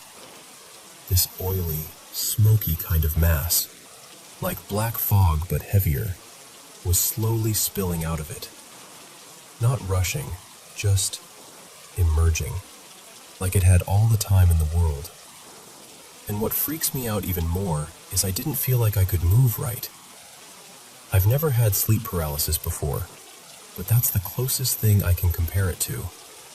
Like my body was heavy and delayed, and my brain was screaming while my muscles wouldn't cooperate. I forced myself to look away, but that didn't help, because when I turned my head forward, I ended up staring right into the deer head's glassy eyes. And suddenly, I had this overwhelming certainty that it was watching me. Like it wasn't an object anymore, like it was aware, and I wish that had been the end. But it wasn't even close. I woke up again. Evan was standing there, checking on me. He looked confused, like, "Why aren't you outside with us?" And I don't know how to explain what happened next except to say, it didn't feel like me speaking. I snapped at him. I started yelling, telling him to leave me alone, that I didn't want him around, that I needed to be by myself. It was cruel. It was so out of character that part of me was sitting somewhere behind my own eyes, watching it happen, like, "Why are you doing this? Stop. Stop." It felt like being stuck in the passenger seat of my own body, watching someone else drive. He backed off, clearly hurt and confused, and he left me alone because he thought I'd had a rough day. I fell asleep again. Then I woke up again, and he came back, gentle, still trying to understand. And the moment I saw him, this wave of hatred washed over me so strong it felt physical. It was like someone poured something black and bitter into my chest. Every word that came out of my mouth was disgust. I remember hearing myself talk and thinking, that's not me. That's not how I feel about him. But I couldn't stop it. At some point, I got up and went into the bathroom and laid down in the bathtub, like curled up in it, trying to shrink into somewhere small. I felt wrong. My skin felt wrong. My thoughts didn't feel like they belonged to me. I felt split, like my body was there, but me was hovering just behind my face. And then something happened that still makes my stomach drop when I think about it. I fell asleep in the tub and woke up abruptly, and I sat up with this big, eerie smile on my face. I wasn't smiling because I was happy. I was crying, but my face was smiling like a mask. Internally, I was panicking because I didn't understand why my mouth was doing that. I felt trapped inside my own expression. And then, clear as day, this thought slid into my head in a voice that didn't feel like my voice. I could go into the kitchen, grab a knife, and no one would even know until it was too late. I need you to understand. I hadn't had thoughts like that since I was a kid, and even then it wasn't like this. This wasn't an intrusive thought that felt like anxiety. This felt planted, foreign, calm in a way that made it worse. The fear that hit me was primal, like my soul recoiled. I stood up, crying, and stumbled outside. The yard was empty. I couldn't see Evan or his friends. I just knew I needed to get away from that house, off that land, anywhere else. I got in my car and started it. I honked the horn over and over, hoping someone would hear me, but it was like the night swallowed the sound. Later, Evan swore he was back in the woods behind the house and had no idea how he didn't hear the engine or the horn. After a minute, I panicked and started driving down the long gravel driveway. And then, out of nowhere, I slammed on the brakes so hard the car slid, and I started screaming. Not crying screaming, rage screaming. I was yelling, "I hate him. I hate Evan. He did this. I hate him." Over and over, like something was forcing the words through me, because I didn't even know what this was supposed to mean. I didn't know why I was saying it. I didn't feel like I was choosing any of it. Then it stopped. The rage drained out of me like someone pulled a plug, and all that was left was fear, pure, shaking fear. And I knew there was someone in the back seat. When I looked in the rearview mirror, I didn't see him. When I turned around, there was nothing. But it didn't matter. I knew he was there anyway, the same way you know when someone is standing too close behind you. I don't even remember deciding to go back.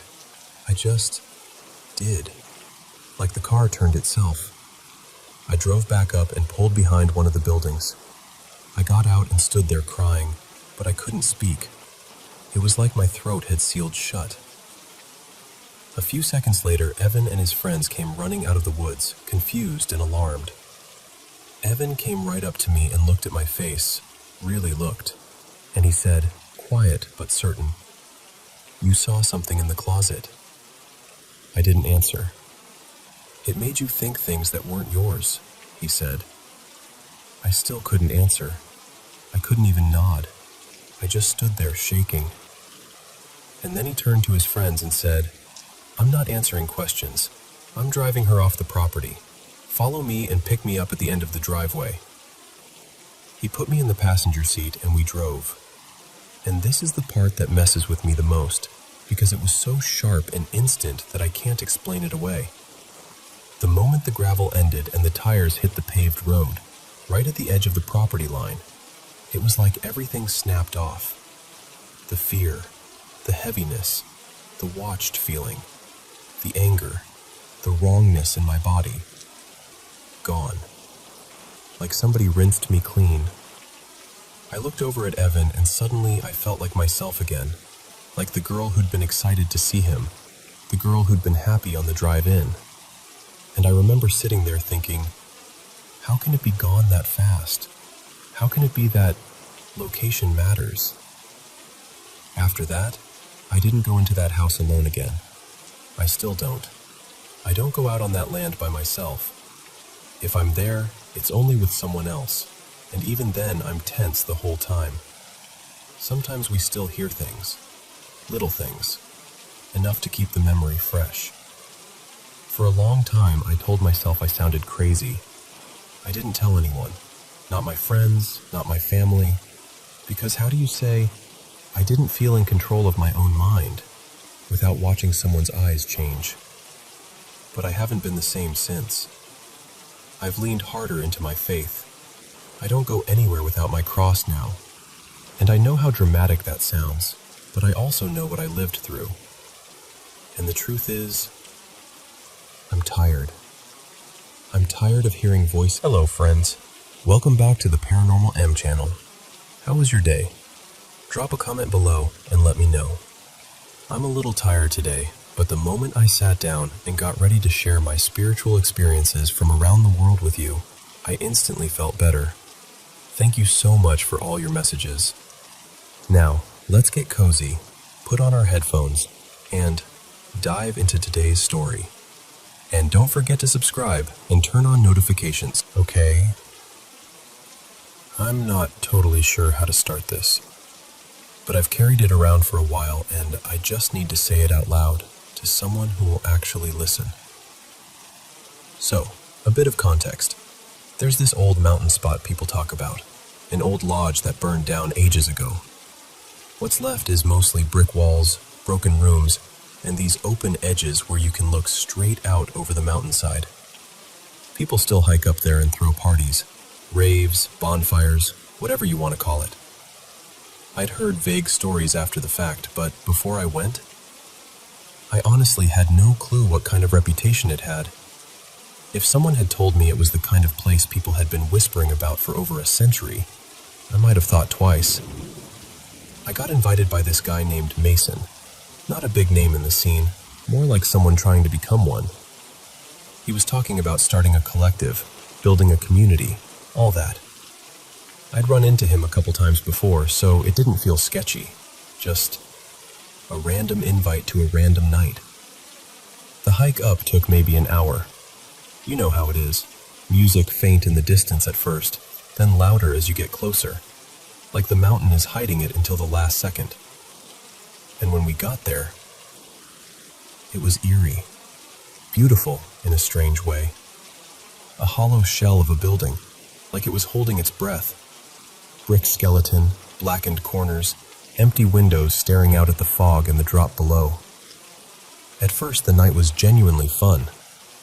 Lights, people dancing, that feeling like you're part of something secret and temporary. I did take some stuff, more than I usually would, but nothing I hadn't handled before. I was pretty confident I could ride it out.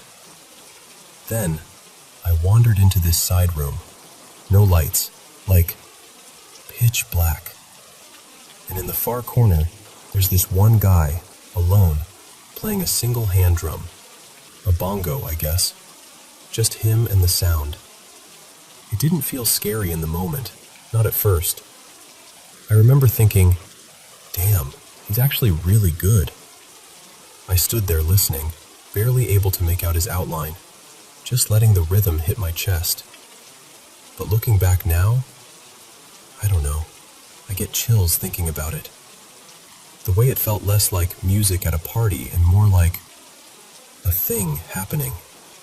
Like the room was being tuned to something.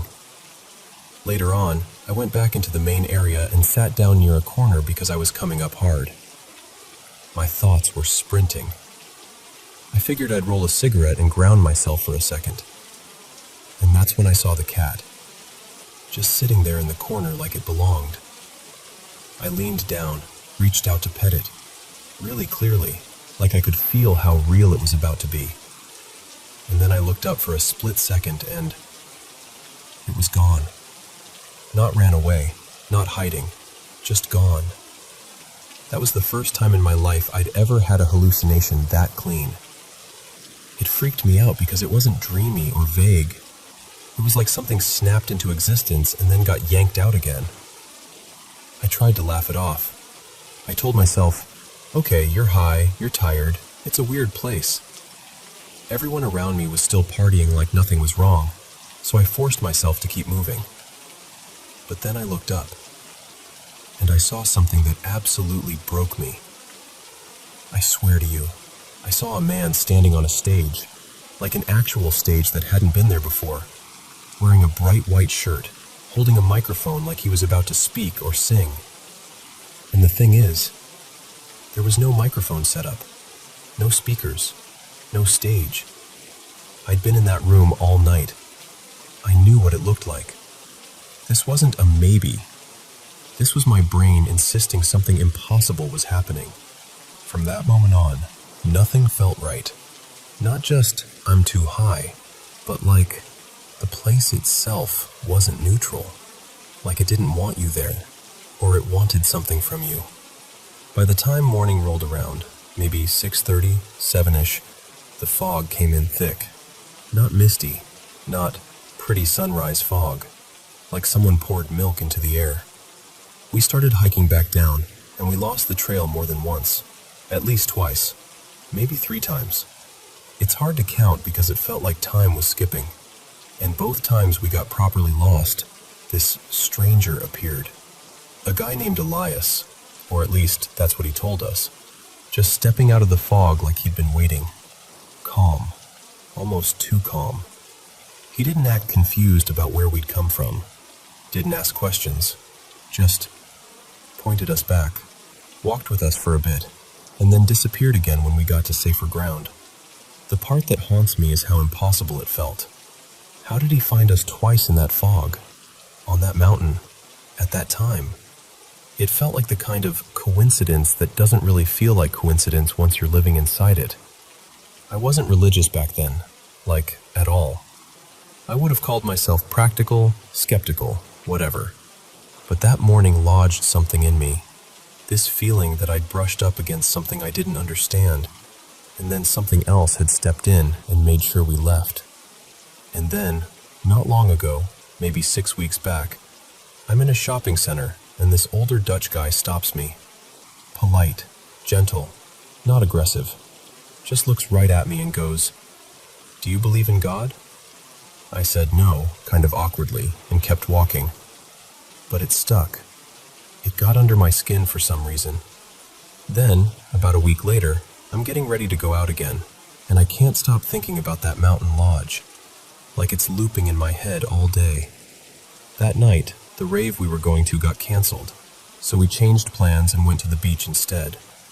I ended up telling a couple friends the story, people I'd never told before.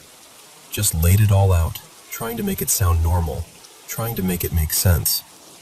A few hours into the night, this random guy comes up to us. Asian guy, maybe in his late 20s or 30s. Not much English, but friendly. We chat a little, and out of nowhere he says, dead serious, something like, "I go Hellfire Club, very bad, make my soul go boom." Not haunted, not creepy, not bad vibes. He said it like he was describing an injury, like something had actually happened to him. And I just froze, because I hadn't mentioned that name. I hadn't even been thinking of it as a name anyone else would know. And hearing it out loud like that, on a random beach night, from a stranger who barely spoke English, made my whole body go cold. So yeah, that's it. That's what happened. I'm not trying to convince anyone of anything. I'm just telling you I went to a place I didn't understand. I saw things I can't explain, and since then, it's like the world hasn't felt as simple as it used to. And honestly, sometimes I still don't know if I'm more scared of what I saw or of how real it felt.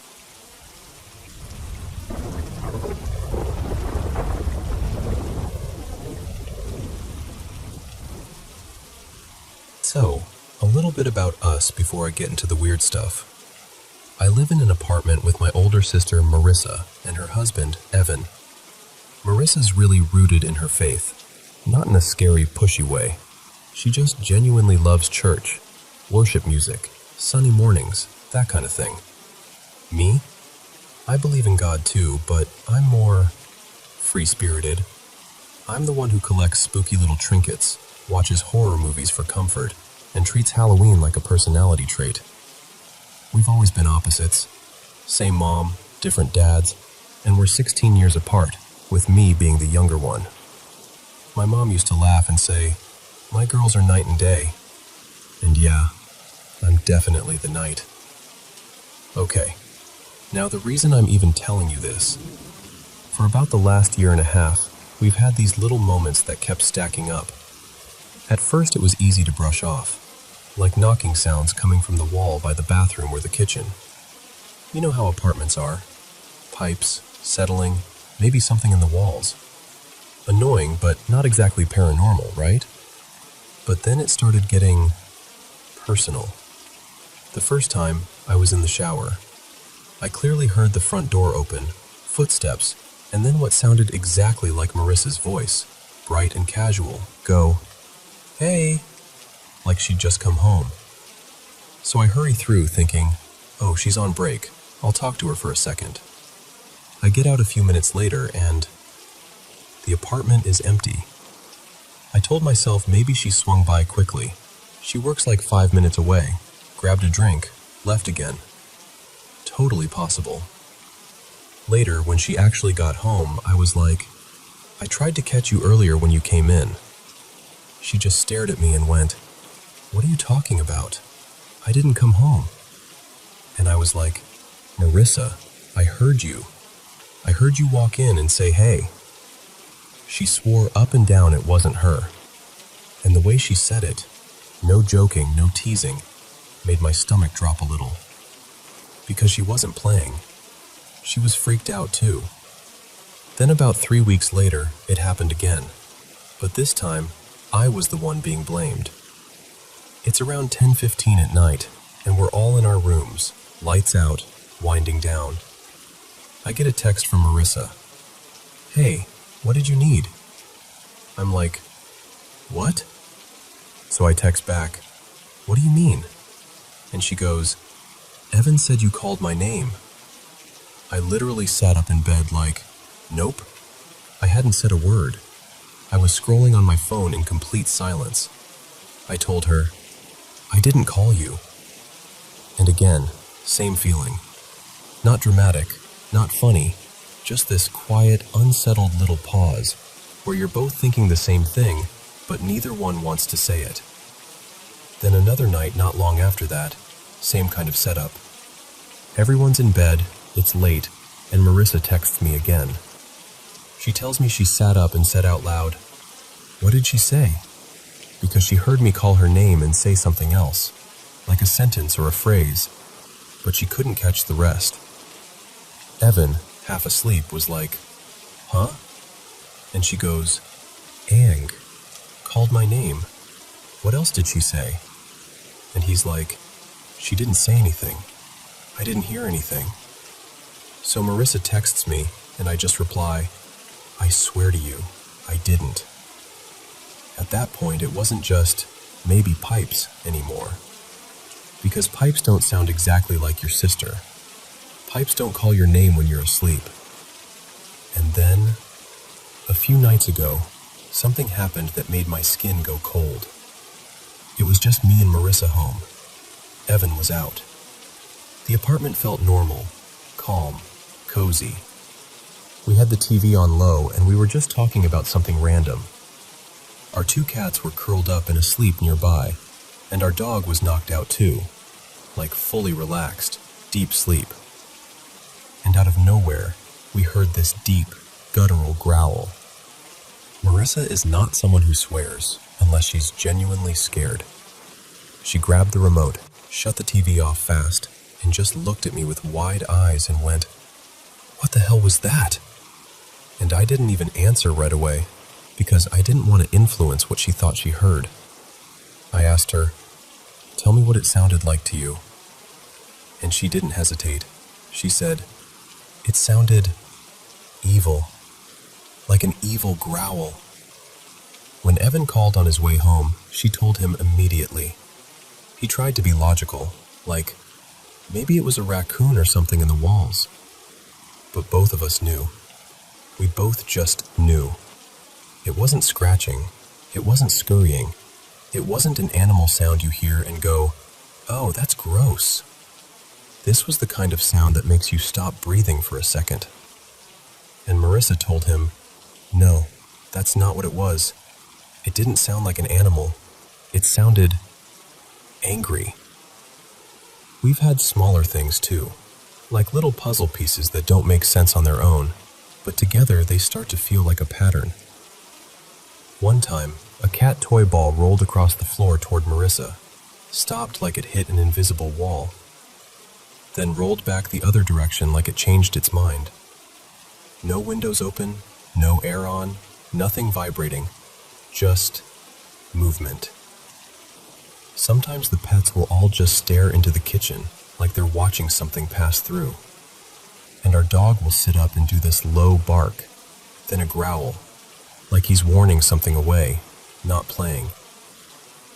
A couple times we've opened a cabinet and found small dishes neither of us recognizes, like they just showed up. Marissa and Evan don't know where they came from, and I don't either. It sounds silly until you're holding a plate you know you didn't buy. And I have this little lamp in my room that will turn itself on or off at random times. I've tried to blame it on the bulb, the switch, the outlet, anything. But it's inconsistent in a way that makes it hard to shrug off. So yeah, that's basically where we're at. I don't know what it is. I'm not trying to claim I've got some haunted apartment situation for attention. If anything, I'd love for it to be boring.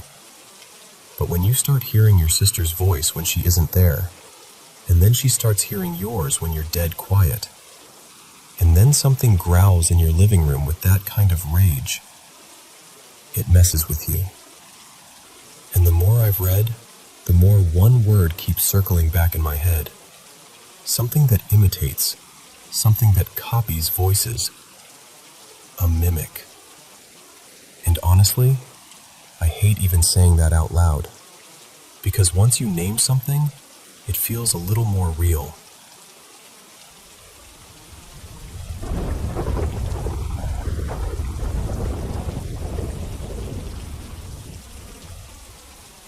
Okay, so I've been debating whether to even tell this story out loud, because the second you do, you can hear how it sounds.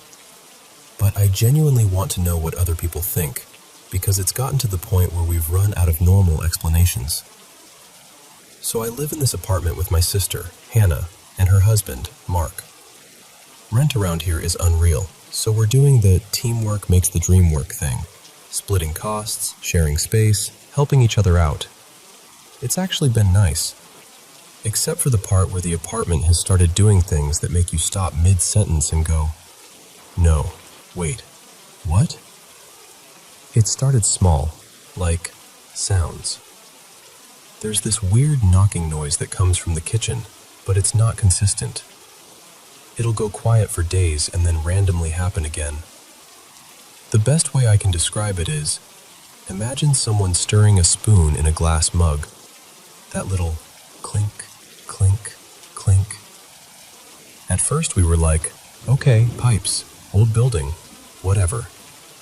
But it's just oddly specific, like it has a rhythm. Then the voices started. And when I say voices, I don't mean muffled neighbors through the wall stuff. I mean we'll hear each other. Like I'll be folding laundry and I'll hear Hannah say my name, clear as day, from the hallway. Then I'll call back and she's not even home. Or Hannah will swear she just heard Mark talking in the bedroom, but he's in the parking lot. The creepiest part is it's never all of us hearing it together. It's always one person hearing it alone, which makes it worse because you're standing there like, do I trust my own ears right now? But the worst sound, the one that made our upstairs neighbor text us in all caps, was the banging.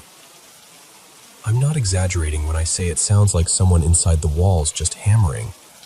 Like heavy, angry pounding. The kind of noise that makes your stomach drop because it feels too human. Our upstairs neighbor, Linda, has texted Hannah more than once like, "Are you guys hearing this?" And it's almost always super early, around 1 to 2 a.m. That's the time window, like it's on a schedule or something. And then there are the footsteps. This one is personal because it happens when I'm in the shower. I'll be rinsing shampoo out of my hair and I'll hear steps come down the hall, slow and steady, and then stop right outside the bathroom door.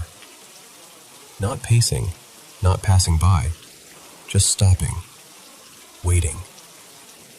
The first few times I tried to be rational. Hannah must be home for lunch, or Mark needs something. But I'd get out, wrap a towel around myself, swing the door open, and nobody's there. And they both swear it isn't them.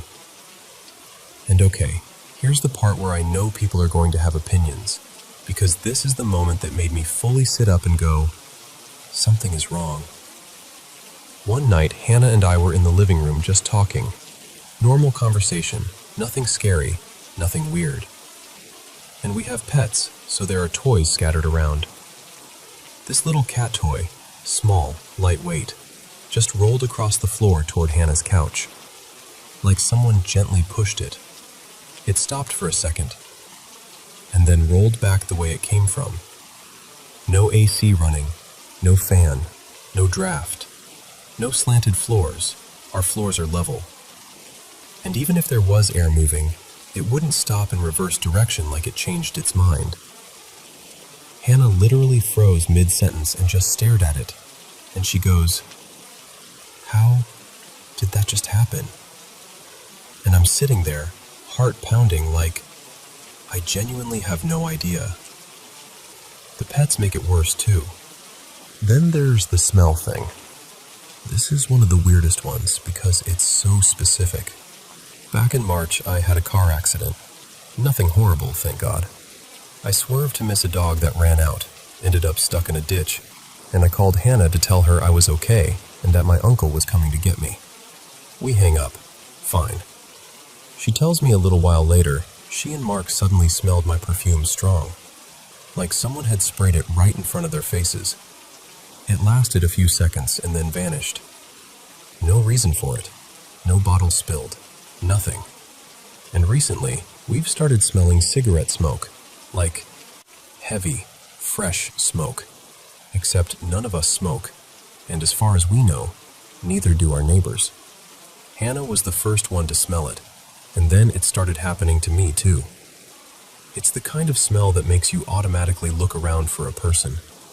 And the lights. Oh my God, the lights. I have this little galaxy projector light in my room, one of those that makes stars on the ceiling, and it will randomly turn itself on and off.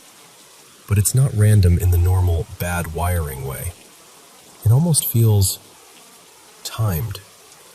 Like it turns on right when I'm thinking, okay, I should go to bed. Like it's nudging me. And when I wake up, it's off again. Also, I've walked out of rooms, totally alone in the apartment, and found lights turned on that I know I didn't touch.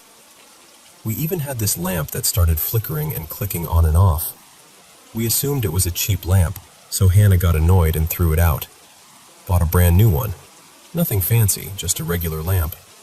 And a week later, it starts doing it too. She was so mad because she was like, "So I threw away a perfectly good lamp for nothing." She even put in a maintenance request. They came, checked the outlet, said it was fine.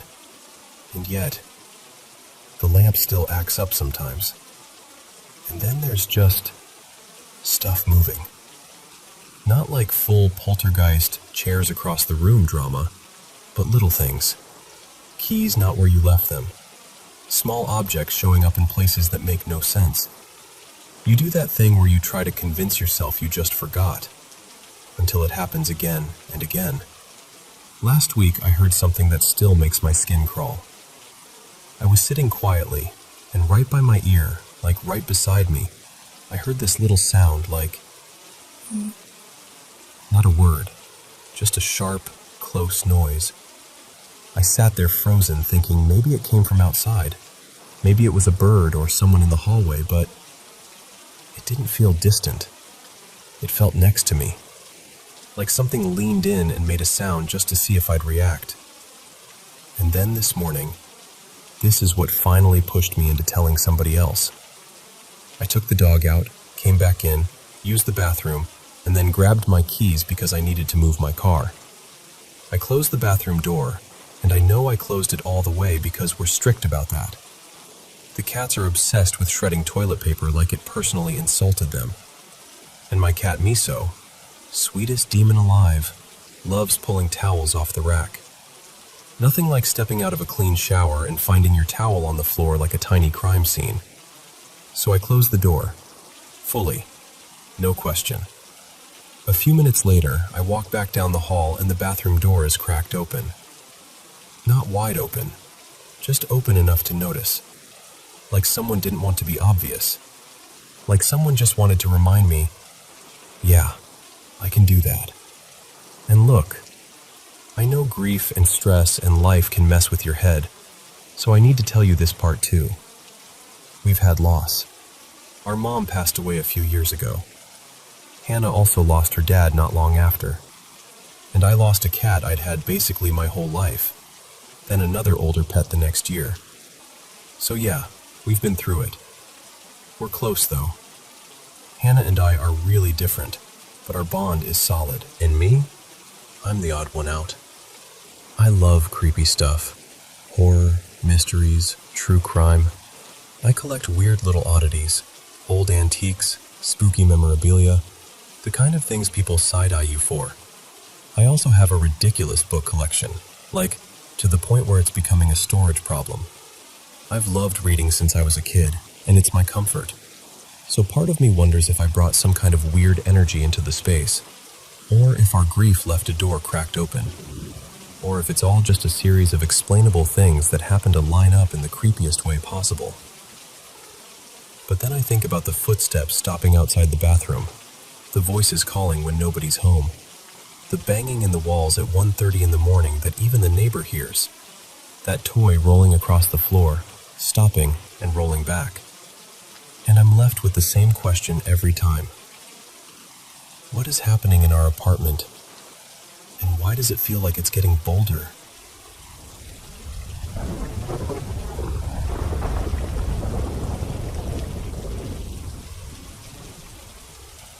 Hey, so let me walk you through this, because it's not just one creepy moment. It's years of little things that slowly added up, and I still don't quite know what to make of it. I grew up in the southern part of Tasmania, way out rural, like properly rural. The kind of place where you don't get random visitors, and the road leading in isn't even properly sealed the whole way. My parents have lived in the same house for about 2 decades now. They moved in when I was a teenager, and during those early years, my dad was often away. He was in the Navy, deployed for long stretches at a time. It was mostly just Mum, me, and the quiet of the bush. And the first time it happened, I was still pretty young. We were driving away from the house, Mum at the wheel, and I remember glancing back through the rear window toward the front yard. And there he was, a man, just standing near the front door, like he belonged there, like he'd been waiting. It made absolutely no sense. There wasn't a neighbor who'd casually wander over, and we didn't have visitors who'd show up without calling, especially not out there. I stared hard at him, trying to make my brain name him, place him, explain him. And then I blinked, and he was gone. I told Mom as soon as I could, and she just sort of brushed it off in that gentle, practical way she has. She said something like, "Maybe it was your dad checking in on us." I think she genuinely thought I'd imagined it, or maybe she didn't want to entertain anything stranger than that. But the thing is, I didn't stop seeing him. Not constantly, not every visit, but often enough that, as the years rolled on and I got into my 20s, I started to accept he was part of the house, the same way the wind rattling the gutters was part of the house. At first it was small stuff, things not being where I left them, the odd sound that didn't quite match the settling of timber. Moments where you pause and go, wait, did that just happen? And then you talk yourself out of it. Until one day, I couldn't. I was in my mid-20s, staying there on my own for a bit. It was just me and the dogs, 2 of them at the time. One was a big male mastiff mix named Hugo, and the other was a little stocky staffy called Mabel. And they were loud, right? Like, aggressively loud. If a leaf fell wrong outside, they'd announce it like it was a crime. So I'm in the shower, and everything's normal. When I get out, I'm towel drying and half dressed, and the bathroom has this frosted window that faces the path leading up to the front door. And I see someone pass the window. Not a shadow, not a vague blur that could be anything. An actual adult man walking by at normal speed, close enough that I could tell he was pale-skinned, had short dark hair, and was wearing a plain, long-sleeved shirt and dark pants. My stomach dropped because the dogs hadn't barked, not even once. That alone freaked me out more than the figure. I rushed to get dressed, moving fast, fumbling a bit, and it took me, a few seconds? I flew out toward the front door, listening, waiting for the dogs to lose their minds like they always did. Nothing. When I reached the big glass slider at the front, both dogs were there. They were staring outside, completely alert, but silent. Not growling, not barking, just watching like they were tracking something they didn't understand. And there was no one. No movement, no footsteps, no door closing. No place someone could have hidden in that time, not without me seeing them, especially out in the open yard. And there was no answer. After that, I stopped trying to talk myself out of it. Years later, more recently, I ended up living at my parents' place again for a while when I was doing my doctorate. Those months were long and quiet. Lots of studying. Lots of late nights where the house feels extra empty, even when it isn't. One afternoon, I'm in my room staring at the line of novels on my desk. I'd been switching between books, undecided, running my fingers over spines, doing that thing where you want to read but can't choose. Eventually, I straighten them so they're neat, flush, and lined up. Then I go to the kitchen to make coffee. I come back, mug in hand, and one book has been pulled forward. Not tipped, not fallen. Pulled forward deliberately, like 3/4 of the way out, as if someone had hooked a finger over the top and tugged it. I just stood there holding my coffee, staring at it, feeling this odd pressure. Not threatening exactly, more like a strong suggestion. So I did something that probably sounds ridiculous, but in the moment it felt like the only polite option. I read that book. Like, okay, message received. And then, a few weeks after that, there was another moment. This one wasn't about objects or noises. This one was him. I was sitting in the kitchen dining area, focused on something, notes maybe, and I saw a man walk past me in my peripheral vision. Just the sense of someone moving through the space, right where people normally pass through. My brain instantly assumed it was one of my family members. But then I looked up, and everyone was still in the room the figure had supposedly come from. And there's no way someone could have walked past me from that direction without me seeing them earlier, without them having to pass my line of sight first. I felt this flash of shock, like my whole body went cold for a second. And then, it faded. Because here's the weird part. I've never felt afraid of him. Startled, yes. Confused, absolutely. But not scared. I've never had the sense that he's angry or malicious or trying to hurt anyone. He feels more like a presence with a routine. Like he's passing through because he always has. And still, it makes no sense. This house is remote. It isn't ancient. We know there were only a couple of owners before my parents, and as far as we know, everyone connected to the place is still alive. There's no family tragedy we can point to. No obvious story where you go, ah, of course, that explains it. For years, Mom and I barely talked about it. It was one of those topics you kind of keep folded away, because saying it out loud makes it too real. But recently, we did talk, properly. And Mom admitted she'd noticed something too. That the walking past moments, especially near the front of the house, seemed to be happening more often. And that's what's been sitting heavy with me. Because we always treated it like, well, he's not hurting anyone. Let him be. Don't stir things up. Don't mess with anything you don't understand. I've stuck to that. I don't play with spirit boards. I don't invite things in. I don't experiment. That's always been my line. But now I keep wondering, what if this isn't just harmless background noise? What if it's someone stuck in a loop, or someone trying to get attention because something's wrong? What if the increase means distress? And I don't like the thought of that. I just know I don't want to ignore it anymore, if ignoring it means leaving someone, or something, to suffer.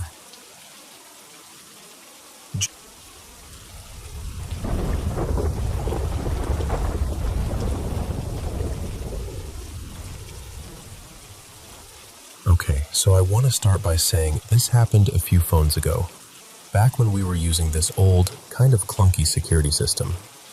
And I still get mad at myself for not saving the footage properly when we upgraded everything later. Because we had it. We had actual video. And knowing that makes this one of those stories I tell when I need to remind myself, like, no, I'm not imagining things. So this was about 5 years back. I was at work, just in the middle of a normal day, when I got a motion alert from the backyard camera. Nothing unusual, at least that's what I assumed. But I opened the clip anyway, and I swear to you, there was this dark, smoky-looking haze. Like a shadow, but thicker. It wasn't fully solid, more like a transparent black mist, gliding across the top corner of our garage, over the back patio, and drifting straight toward the back door. And the weirdest part? It didn't just fade out like a shadow would. It looked like it slipped through the side of the frame, like it passed into the wall near the door and vanished. At first, I tried to be logical. I told myself it had to be a trick of the light, maybe a small cloud shadow. But it was way too localized, too small, and it didn't match how the sun hit that area at that time of day. Then I thought maybe it was a bug close to the lens, out of focus. Except it didn't move like a bug. It moved like something intentional. Slow, smooth, almost careful. Still, I shrugged it off. Because what else do you do, right? Meanwhile, my mother-in-law, Marisol, was at our house watching our little boy, Jonah.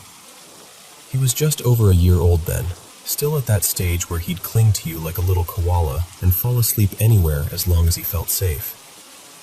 About half an hour after I watched the clip, curiosity started chewing at me, so I pulled up the indoor cameras just to see if anything else looked strange. And I catch Marisol in the kitchen, smudging. Now, she's the type who'll do that sometimes. She's always been spiritual. If a house feels off, She'll open a window, say a prayer, light the bundle, do her thing. So seeing that didn't freak me out right away. I just remember thinking, okay, interesting timing.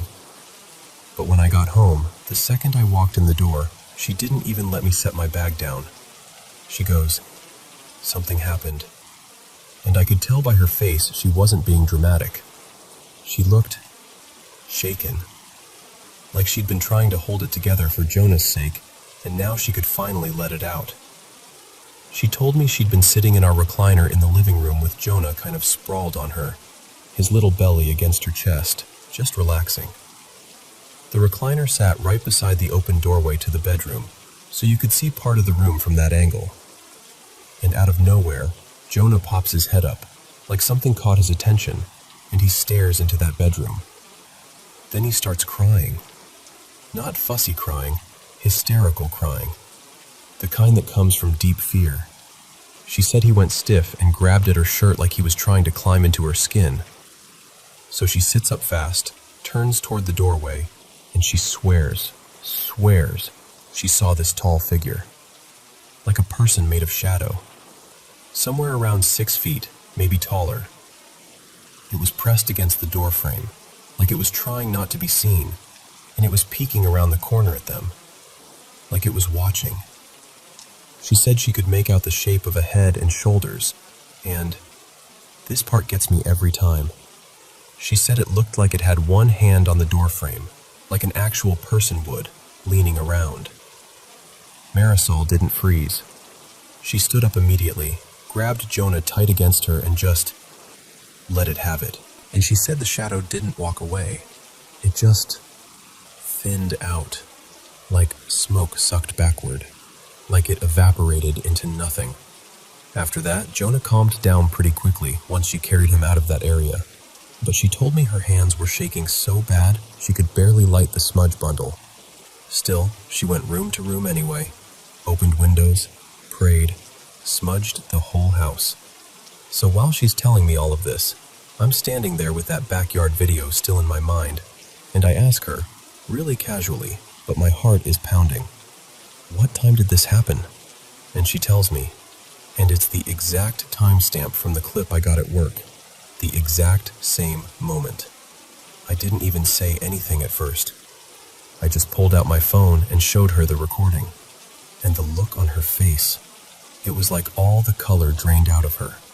We just stared at it together, then stared at each other, both of us realizing how impossible that coincidence was, because she hadn't known about the alert.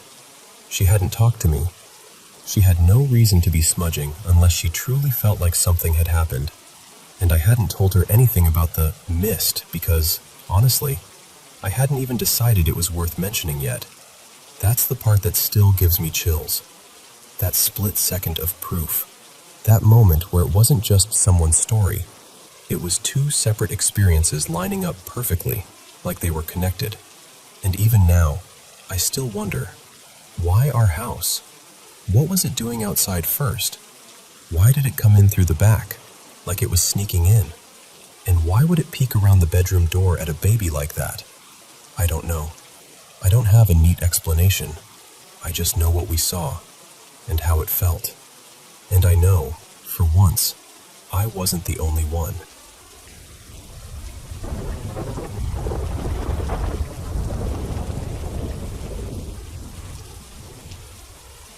So, this is a true story from about 7 or 8 years ago, back when I was working security at this conservation area just outside the city. It was the middle of the day, bright, normal daylight, nothing spooky about it. I'm posted at the little gatehouse with a couple coworkers, and we're doing that classic standing around pretending we're busy thing. Then I see this one guy coming up the access road on a BMX, and I mean, he looked striking. He's completely shirtless, wearing black jeans and dark shoes, and his bike is black too. Like, everything about him is black. The whole vibe was intentional. He wasn't dirty, wasn't sweaty, didn't look roughed up at all. No tattoos, no scars, no sunburn, almost weirdly fresh. Skinny guy, maybe late 20s. He rolls right past the gatehouse, But instead of going into the entry lane like a normal person, he slips through the exit lane, basically bypassing the security arm like it's not even there. Just straight through, like he belongs. So I hop in my work truck and roll after him, because at the very least, I've got to get him turned around and back to the gate. I catch up a decent distance inside the park and pull alongside him, and I'm like, "Hey, pull over a sec." At first he ignores me completely, just keeps pedaling like I'm not even there. I try again, and eventually he stops. I'm talking to him from the truck window, keeping it calm, but he's immediately hostile, super belligerent, like I'm personally offending him by speaking. And then he starts saying this strange religious stuff.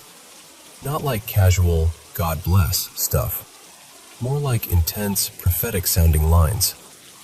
I can't remember the exact wording anymore, but it was along the lines of warnings and destiny and messages, that kind of energy. He finally turns his bike around, still muttering, and I follow him out at a respectful distance just to make sure he actually leaves. We pass the gatehouse again. Yep, right through the exit lane again, like he's committed to using it now. And we head down the access road. In this next part, I swear, it's one of those moments where you just blink and go, is this really happening right now? Partway down the road, he stops, gets off the bike, faces the sun, raises both hands up like he's about to receive a signal from space, and starts chanting. Not yelling, but like rhythmic. And then he does this little dance, just a subtle hip sway, almost ceremonial. I'm sitting there in the truck watching him like, half amused, half confused, not quite sure if I should take it seriously or not. It was funny in a what on earth way, but also just unsettling enough that I wasn't laughing out loud. Then he stops like someone flipped a switch, gets back on the BMX, and rides off. No fight, no escalation, nothing. Just gone. None of us got his name. Nobody at the gatehouse recognized him. And honestly, if that was the whole story, I would have filed it under weird dude doing weird dude things and never thought about it again. But later, I went to check the gatehouse surveillance. We had 3 cameras, one covering the front access road coming in, one pointed at the exit lane, and one facing the rear stretch past the gatehouse. This guy should have shown up on all of them, except he didn't. Not because he avoided the cameras, he went straight through their view. He should have been right there, clear as day. Instead, every single camera glitched at the exact moment he would have entered frame. And the thing is, those cameras saw cars and trucks ripping through all day, way faster than a BMX. We never had them do anything like that. Not before, not after. We tried everything. Rewound it, checked timestamps, checked for corruption, checked for system errors, whatever you'd normally blame. But the end result was the same. No image of him, not even a blurry frame. So to this day, I can't explain it. I don't know who he was, where he came from, or why the cameras all decided to fail in perfect timing like that. All I know is, I followed a shirtless guy on a black BMX out of the park in broad daylight. And somehow, according to the cameras, he was never there.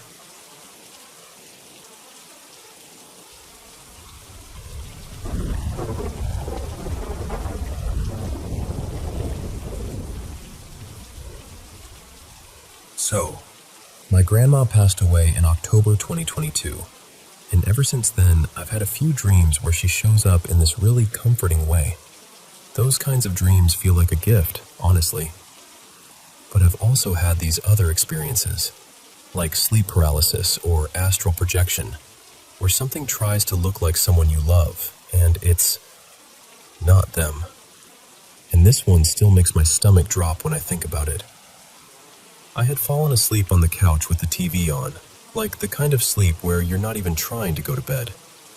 Then suddenly I felt awake. Not normal awake, more like my mind clicked on before my body did. I could see my living room, but everything looked kind of smeared and foggy at the edges, like reality had a bad filter on it. And that's usually how I know I'm projecting. I turned my head to the right, toward the far corner of the room, and I saw two figures standing there. One looked like my grandma. The other looked like my aunt Marisol. At first, my heart did that thing where it lifts, because you want it to be real. Even though they weren't totally clear, I heard Marisol's voice so plainly, like she was right there with me, saying, "Come on, come give your grandma a hug. She's been missing you." And without thinking too hard, I sat up, like I just got pulled by the invitation, and I started walking toward them. But the closer I got, the clearer they became, and the more wrong it felt.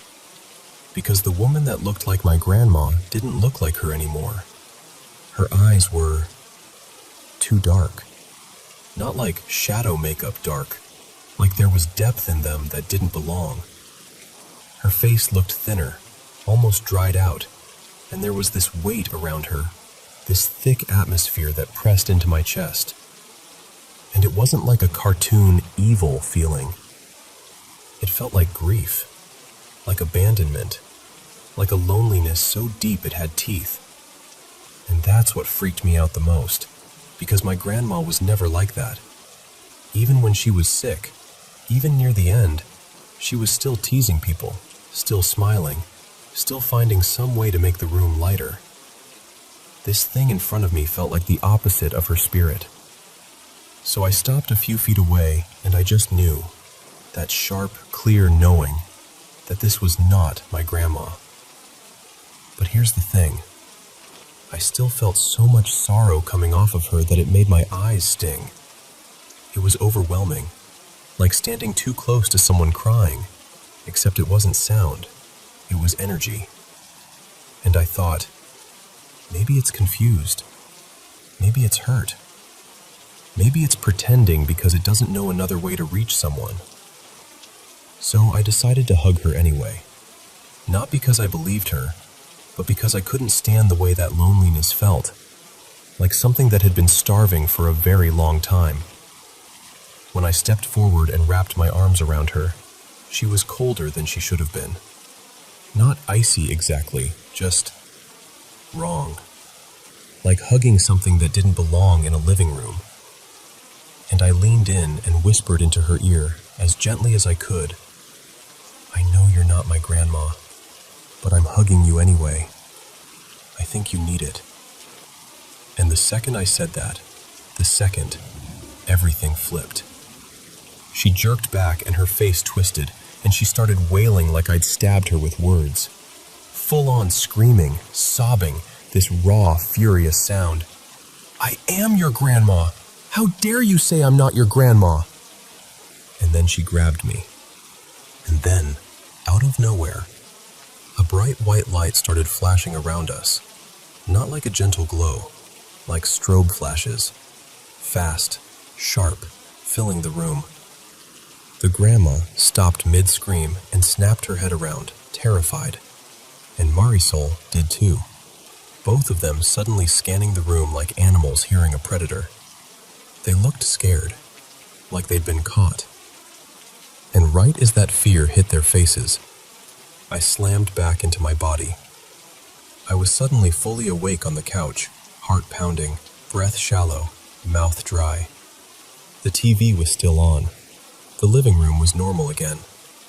But the corner, the exact corner where I'd seen them standing, where my LED strip lights are plugged in, those lights were flashing bright white. Violently. Rapid flashes, like the room was taking pictures. And here's the part that messed with me. I didn't even have the LEDs set to white. They'd been on deep blue earlier. They were never on white. I grabbed the remote immediately, panicked, and kept hitting buttons. Off, brightness, mode, anything. And nothing worked. The lights kept flashing like they were ignoring me completely. So I unplugged them. The second I did, the flashing stopped. I stood there for a moment, just staring, hands shaking. Then I plugged them back in. and the LED strip didn't turn on at all, like it was dead, like it had burned out in that moment. And it never worked again after that. I told my friend about it the next day, and he just stared at me and went, "Nope, that is straight up poltergeist stuff." Which did not help, obviously. But what really got me is this. I've had projection experiences before. Weird ones, intense ones, but never anything that felt like it bled into the physical world.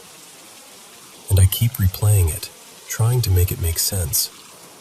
Why did that thing react like that when I calmly called it out? Why did the white flashing start right when they looked scared? And why, out of everything in my living room, did the lights in that corner start flashing white like some kind of warning? And then die? I don't know. All I know is, I woke up to the same white flashing light I saw in that moment, and it felt like something stepped in, something pushed them out, and for a split second, my actual reality, and whatever that was, overlapped. And I swear, even now, when I look at that corner of the room, it feels different, like it remembers.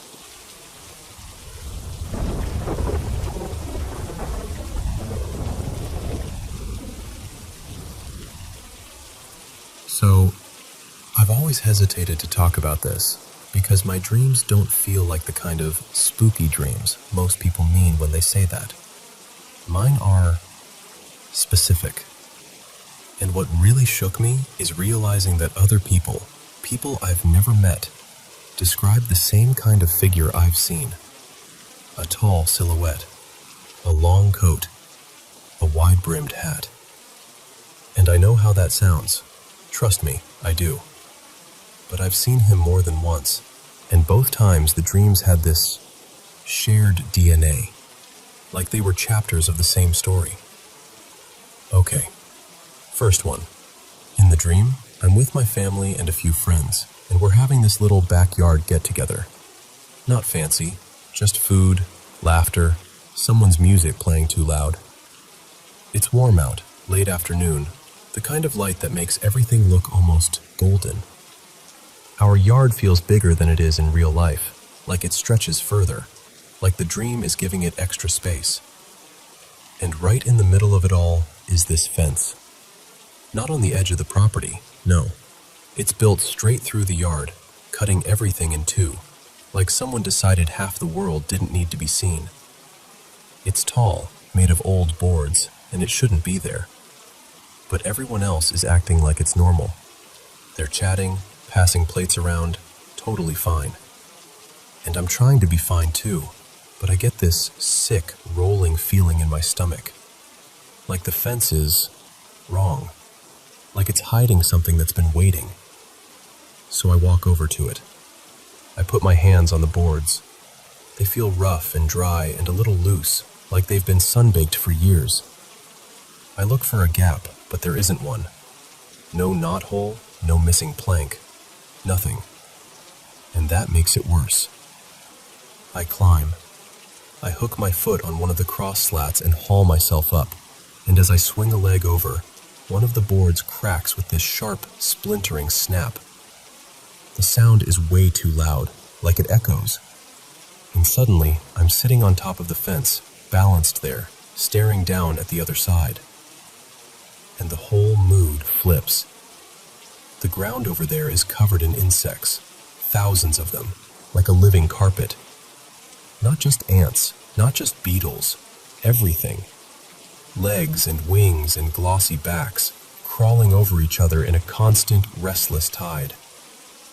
And the light changes.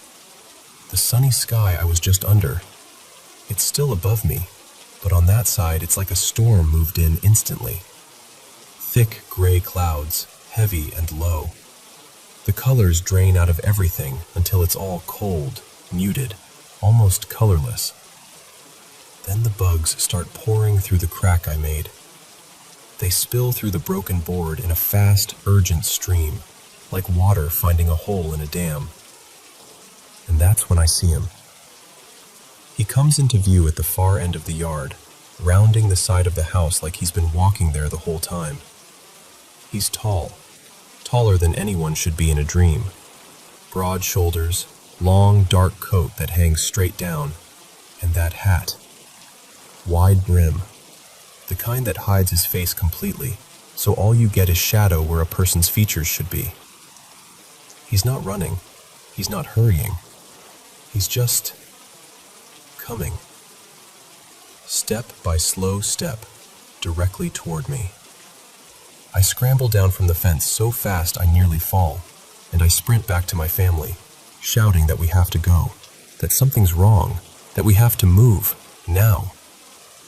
And the terrifying part is, they actually listen, like they can feel it too, finally. And then, there he is again, crossing the yard. The bugs are everywhere now, spreading, swallowing the grass. He moves through it without reacting, like none of it matters, like it's part of him, like it belongs. I can't see his face, only the hat's shadow, only that dark, impossible outline. And then I hear the front door of the guest house open, not slammed, not forced, opened, calmly, like he has every right. And right as the sound registers, right as my body tenses for whatever comes next, I wake up. But I don't wake up relieved. I wake up like I've escaped by inches. Now, the second dream, it's different on the surface, but it's the same feeling underneath. The same pressure in the air, like the world is holding its breath. I'm on the edge of a fjord, the kind you see in photos. Steep rock walls, dark water, everything dramatic and sharp. It's raining, not a gentle rain, but stinging sideways rain. Wind ripping at my clothes. The sea is violent, whitecaps smashing into jagged stones. To my left, a rocky slope climbs upward, scattered with moss and a few stubborn trees. To my right, the water stretches out, and across it a massive cliff rises straight up, like a wall built to keep something in. And there's a road running along the shoreline, slick with rain. I'm running on it. I don't even remember deciding to run. I just am. My lungs burn. My feet slap the wet ground. And when I glance left, I see movement on the hillside. Shapes. A pack of animals, 10 or so. Big bodies, heavy shoulders. Not exactly wolves, not exactly bears, but something with that same power. They're keeping pace up there, matching me, and the moment I notice them, they start charging down the slope. And the fear that hits me is pure and instant, like my body understands before my mind does. Then, right ahead on the right, there's this church. It's Gothic, all sharp angles and towering stone, but it's unreal in scale. The spire rises so high it disappears into the gray clouds, and the building itself looks like it's grown out of the sea. Waves crash against its foundation. Tall, pointed windows stare out over the water like dark eyes. And the only way in is from the shore. I don't think. I just run straight for the entrance and push inside. The second the door closes behind me, everything changes. The storm sound dulls, like the world has been wrapped in thick fabric. The air is cold and still. No candles, no lamps, no warmth. Just that weak, ashy daylight filtering through the high windows, washing the white walls in a kind of sickly calm. The ceiling is impossibly high, so high it makes me feel tiny and exposed. Empty pews line both sides of the aisle, perfectly neat, perfectly untouched, like no one has sat there in centuries. And at first, I'm relieved, because the animals aren't in here. The chasing stops at the threshold. But then I look toward the altar, and I see him. He's standing near the front, off to one side by the last pew, like he's been waiting. Hat, long coat, that same dark shape swallowing the light around it. His back is to me, and for a second I just freeze, because my brain is trying to pretend it isn't real. But it is. I feel it in my skin, He moves. Not suddenly, not sharply, just turns, like a slow hinge. He pivots to the right, then again, lining himself up with the aisle, and he begins walking down the center toward me. Steady, measured, like he's practiced this. To my side, there's a dark wooden door, the kind that leads to a tower staircase. I bolt for it, pull it open, and I'm taking the steps 2 at a time, spiraling upward. The staircase is narrow and old, the wood creaking under my feet, and I keep climbing until I can't climb anymore. I end up in a tiny room at the very top, tucked under the peak of the spire. The ceiling angles inward so sharply, it feels like the room is closing around me. There's a small window, and through it, I can see the ground far below. Outside, the animals are there. They're pacing and snarling in the rain, circling the church like they're trapped by some invisible boundary, like they're furious they can't follow. I slam the door shut, and for a moment I just stand there, shaking, staring at the handle like it's the only thing holding my world together. Then I hear it. Footsteps. Deep, muffled, slow. Not on stone, on wood. A steady thump, thump, thump. Like a clock, like a heartbeat that isn't mine. It reverberates through the walls as it climbs the tower, each step closer tightening my chest. The sound gets louder, closer. Then it stops. Silence for half a breath, just enough to make me hope, stupidly, that maybe he turned around. And then there's a softer sound right outside the door, like shoes settling on the floorboards, like someone taking their time. I stare at the handle so hard my eyes ache. The handle moves. It presses down, slowly, like there's no rush at all. And right before it opens, I wake up.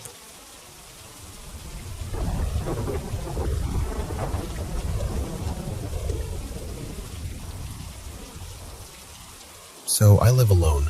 Just me, my dog Milo, and my cat Juniper, in this little upstairs apartment that always has some kind of background noise. Pipes ticking, a neighbor's door shutting, the heater doing its dramatic on and off routine. You know how it is. And my pets. They're like most animals. Every now and then they'll stare into a corner or track something with their eyes like they're watching an invisible tennis match. I've always told myself it's probably just sounds I can't hear, or vibrations in the building. I'm not exactly the "it's a ghost" type. Anyway, this happened a few nights ago. I made myself dinner, carried the plate over to the couch, and flopped down to eat while watching some random show. I've got this big L-shaped sectional. I sit on the part pressed against the wall, and the other section sticks out toward the kitchen without touching anything, so it makes this little walkway behind it to the rest of the apartment. Milo was already bundled up on the couch, completely wrapped in a blanket like he pays rent. Juniper was in the kitchen finishing her food. A couple minutes pass, and right on cue, Juniper starts her usual routine for attention.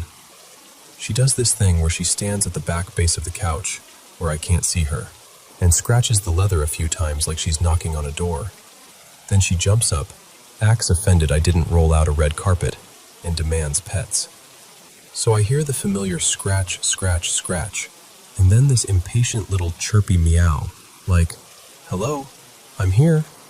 I smile, I lift my hand, ready to give her the royal treatment, and I hear it again. The exact same scratching sound. Same texture, same rhythm, same place. But here's the thing. Juniper was already in front of me. Like right there. Eyes bright, paws tucked in, claws not even out, waiting for me to scratch her cheeks. Milo's head pops up from the blanket immediately, and Juniper freezes mid-demand. Both of them turn their heads toward the back of the couch at the same time, staring straight at the spot where that sound just came from. And they didn't freak out. No puffed up tail, no barking, no bolting away like something just hissed at them from the shadows. Just alert, curious. Like they were both thinking, "Wait, that wasn't you?" And honestly, that calm reaction was the only reason I stayed calm too. Because if they'd been scared, I would have been scared. But they weren't. So I just sat there with my fork halfway to my mouth, staring at the couch like it owed me an explanation. I'm used to apartment noises. I can rationalize most things. But this wasn't vague creaking or a distant bump. This was cat claws on leather. That specific, dry little rasping scratch that you can't really confuse with anything else.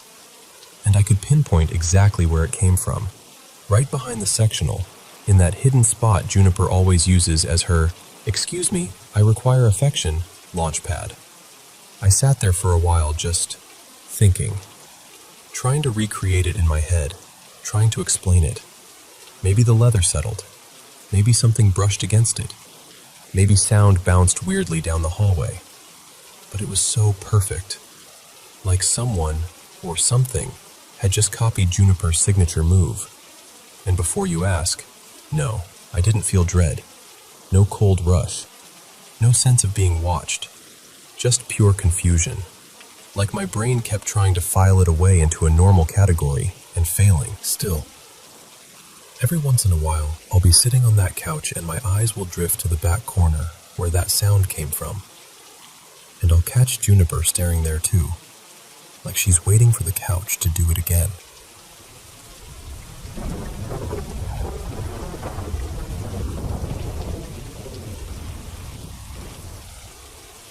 Okay, so let me tell you something that's been sitting with me ever since I heard it, because it genuinely rattled me in a way I didn't expect. A friend of mine, Nabil, was the one who told me this first story. It happened in Morocco, in the small town where his dad grew up. His dad was about 7 years old when it happened, and now he's, I don't know, in his early 50s or so. But the way Nabil described it, you could tell this wasn't just some random tale people repeat for fun. This was one of those town stories that becomes part of the place. So when Nabil's dad was a kid, he used to play outside with this little girl named Salma. She was a couple years younger than him, and their families knew each other well. Neighbors, basically. Normal childhood stuff. Then one day, Salma had an accident. She fell into a deep hole in the ground. Like, not a little ditch, a real hole. And she got badly hurt. Depending on who tells it, it was her leg, or her arm. But either way, she couldn't just go home right away. So for a few days, she stayed with Nabil's dad's family while she recovered, and while the adults figured out what to do next. And that's when the strange part starts. The very first night she's there, they hear this sharp clattering on the roof, like something small but hard hitting the tiles. At first they think it's an animal or kids messing around, so the adults go up to check. Nothing. No one.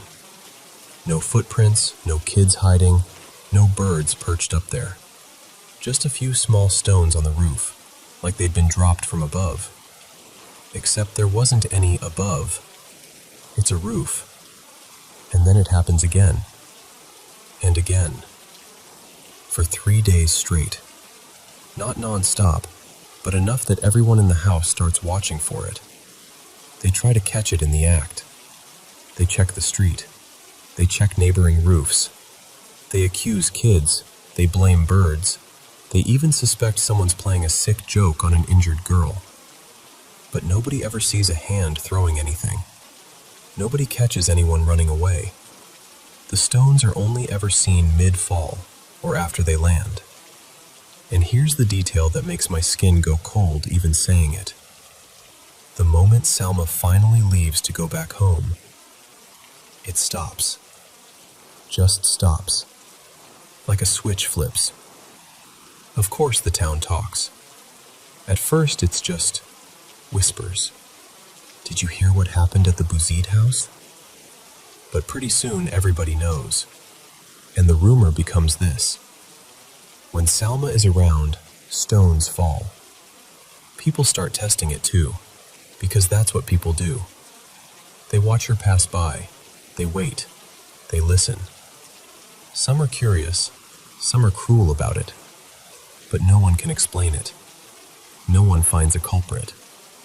Eventually, someone connects it back to the hole she fell into. Like, what if it wasn't just an accident? So men from the town go to the place. They climb down or lean in with lanterns, something like that.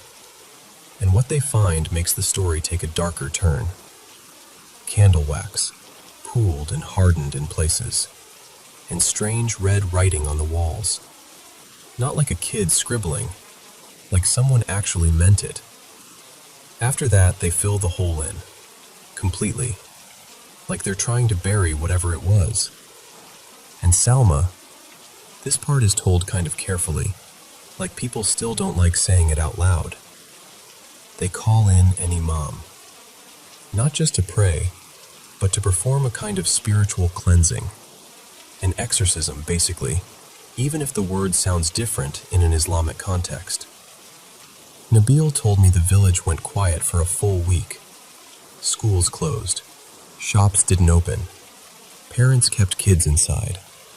Like everyone collectively decided, we are not going to tempt this. And then, it stops. No more stones. No more roof clattering. No more little rocks appearing out of nowhere around her. So that alone is creepy, right? But here's where it gets worse, because it didn't just stay as a story. A few days after he told me, I borrowed a book from Nabil's room. It was one of those old, slightly yellowed books that look like they've been passed through hands for decades. He said the whole bookshelf originally belonged to his great-uncle, so it had this dusty, family relic vibe. The book was in French, published in 1972, and it was about paranormal cases and theories. The title was Les Mystères du Surnaturel, and it was written by someone named Robert Touquet. I wasn't even reading it because I fully believed anything. I was just curious, like, okay, if weird stuff happens, what kind of weird stuff has been recorded? And then I hit this one story. It's set in France, in a town near the coast, Arcachon, and there's a sanatorium there, the kind they used to have for tuberculosis patients. Long corridors, quiet rooms, that whole image. In this place, there's an older woman staying in one of the rooms, and the staff and patients start noticing something. Wherever she goes, little stones start falling nearby. Not crushing boulders, small rocks you could hold in your palm, but enough that it freaks people out. Then she leaves. A new patient moves into her room, a girl, around 17, and the same thing starts happening again. Same pattern. Stones appearing out of nowhere, falling around people, never quite hitting anyone. At first, everyone tries to explain it away. Drafts, loose gravel, someone playing tricks. But they can't find anything.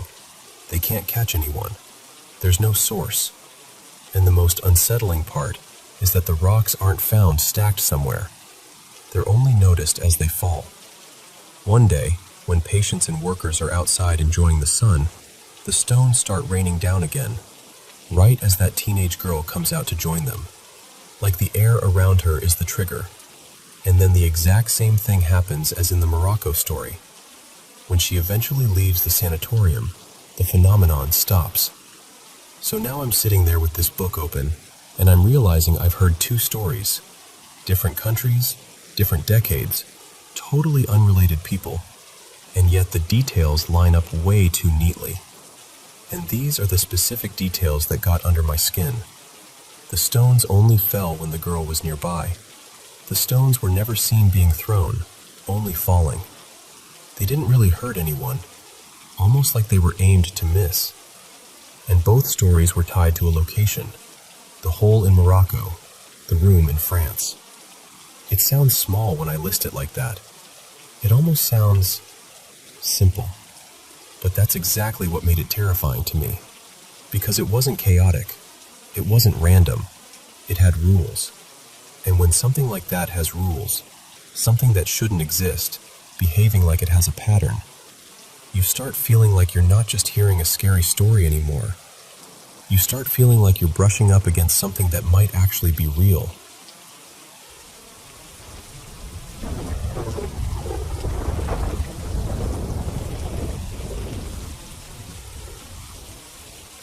Okay, so I should probably give you a little background first, because none of this makes sense without it. My girlfriend, I'll call her Maya, she's had a rough start in life. Like the kind of childhood where the air in the house is always... Her parents split when she was young, and the fighting didn't really end after the divorce. If anything, it got uglier. Her dad would pull these manipulative moves that made Maya and her older sister feel like they had to compete for love, like he was trying to turn them against each other. And I swear, that kind of thing leaves marks on you, even when you're grown. And Maya, she carries stress differently than most people. She gets panic attacks sometimes, like the real kind, where your body feels like it's in danger even when you're safe. But what makes her situation different is what happens with the panic attacks. Ever since she was a kid, she's seen things. Not like little flickers in your vision. I mean full-on shadow figures. She described one that wears a brimmed hat, like this old-school silhouette that just stands there. There was another one she called the long-armed one, because it would be wedged in the corner of her room like it didn't belong in the geometry of the space. And then there was this woman-shaped presence that would peek out from her closet door, just barely enough for Maya to catch it if she glanced the wrong way. Sometimes it's not even a full body, it's just faces, like oval heads, big round eyes, a little open mouth, like a mask that doesn't belong to anyone. Once in a while she can sort of make out features, but most of the time it's just the idea of a face, like something trying to imitate what a human looks like. And here's the part that messed me up. When Maya gets really anxious, the shadows don't just stand there. She's told me they move. Sometimes they crawl. Sometimes it feels like they're coming closer. And she'll grab her stomach or her side and tell me it hurts. Like pressure, like bruising from the inside. She's not saying, I imagined pain. She's saying, it hurts right now. I know how that sounds. I do. If someone else told me this a couple years ago, I'd probably nod politely and think, sleep paralysis, trauma, hallucinations, anxiety, all of that. And to be clear, I still think some of that could be part of it. But then, there was this one morning that didn't fit neatly into any box. Maya had a really bad night. Panic attack, shadows, the whole thing. She finally fell asleep near morning. And the next day she texted me like, I don't want to scare you, but look at this. And she sent a photo of her thigh. There were scratches. Not random. Not like, oh, I must have hit something. It looked like a symbol, like a messy star shape carved into the skin, with lines that were too deliberate to be accidental. And that was the moment I remember thinking, okay, either something is happening that I don't understand, or her mind and body are doing something terrifyingly real together. Either way, it wasn't something I could shrug off anymore. Now, here's my part in the story. I'm a Christian. Not casually, not just in name. I mean, I really believe it. And I've had my own weird experiences too. Not seeing figures the way Maya does, but feeling presences. Getting sleep paralysis. That trapped feeling where you can't move and you're convinced something is in the room with you. At first, it scared me. Like full-body dread. But then it started happening enough that my fear kind of burned out. It turned into irritation, then anger. Like, not again? Seriously?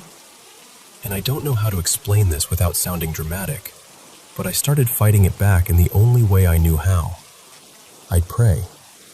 I'd say the name of Jesus out loud, or in my head if I couldn't move, and tell whatever it was to leave. So when Maya and I started dating, I didn't want to push my beliefs on her, because she's not religious like that. She's more open to ghosts, spirits, that kind of thing. But I did start doing one thing. I prayed for her at night. Every night. And what's wild is, over time she started seeing them less. Not completely at first, but noticeably less. And I kept wondering, is it because she's happier? Because she's less stressed? Because she finally feels safe with someone? Or is it something spiritual? I don't know. I honestly don't. It could be either. Maybe both. But we learned something else too. If Maya talks about the shadows too much, or even thinks about them too long, it's like her brain turns the lights on for them. She'll remember, and suddenly she'll freeze mid-sentence and go, I just saw one. So we developed this rule without even saying it out loud. We don't talk about them, because talking about them invites them back, whether that's psychologically or spiritually, or both. And then tonight, we broke the rule. We were on a video call, just being lazy. We ended up watching a horror movie, one of those newer, creepy ones. And I did that stupid curiosity thing where I was like, are any scenes like what you've experienced? And she paused, and she was like, yeah, actually. And once it started, it didn't stop. The conversation just spiraled. She told me more details. She even drew them, like little sketches on paper, showing the tall corner figure and the face shapes. And as she was drawing, she kept doing that thing where her eyes would dart to the side of her room, like she was trying not to look directly at something.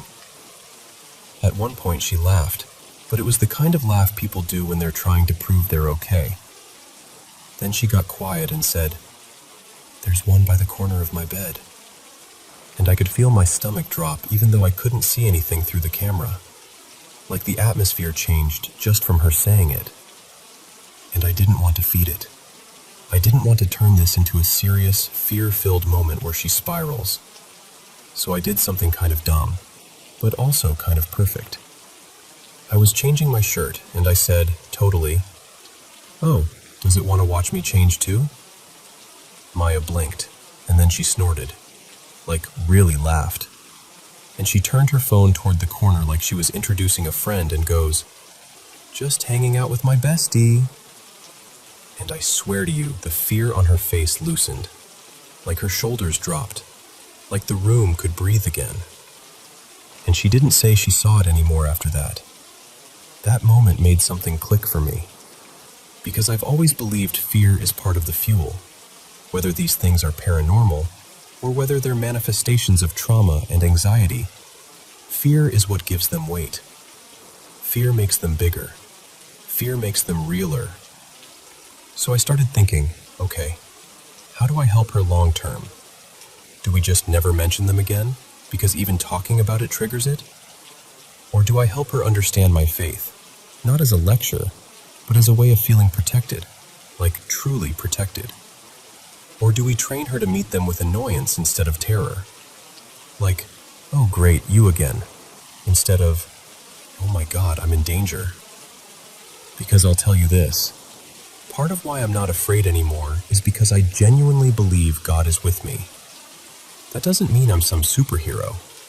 It just means I don't feel alone. And if I'm not alone, then what is some shadow in the corner compared to that? It's like the way an adult doesn't feel threatened by a toddler throwing a tantrum. Loud, dramatic, scary looking for a second, but not actually in control. And when she finally drifted off, she looked peaceful, like genuinely peaceful. She's asleep right now as I'm telling you this, and I'm still here on the call, watching her breathe, hoping that tonight stays quiet. And I don't know what the shadows are. I can't tell you that. I just know what they've done to her, what they've tried to take from her, and how badly I want them gone. So yeah, that's where I'm at. Trying to protect her, trying to make her feel safe, trying to figure out whether the answer is silence, faith, laughter, or some mix of all three. But tonight I'll take the small win, because she's asleep, and the room feels calm.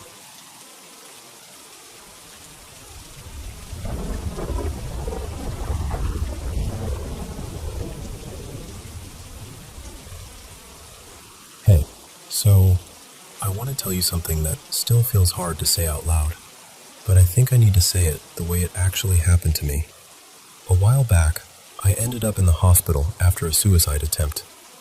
It got serious enough that they had to intubate me, something like 10 hours, maybe a little more, before I finally came back around.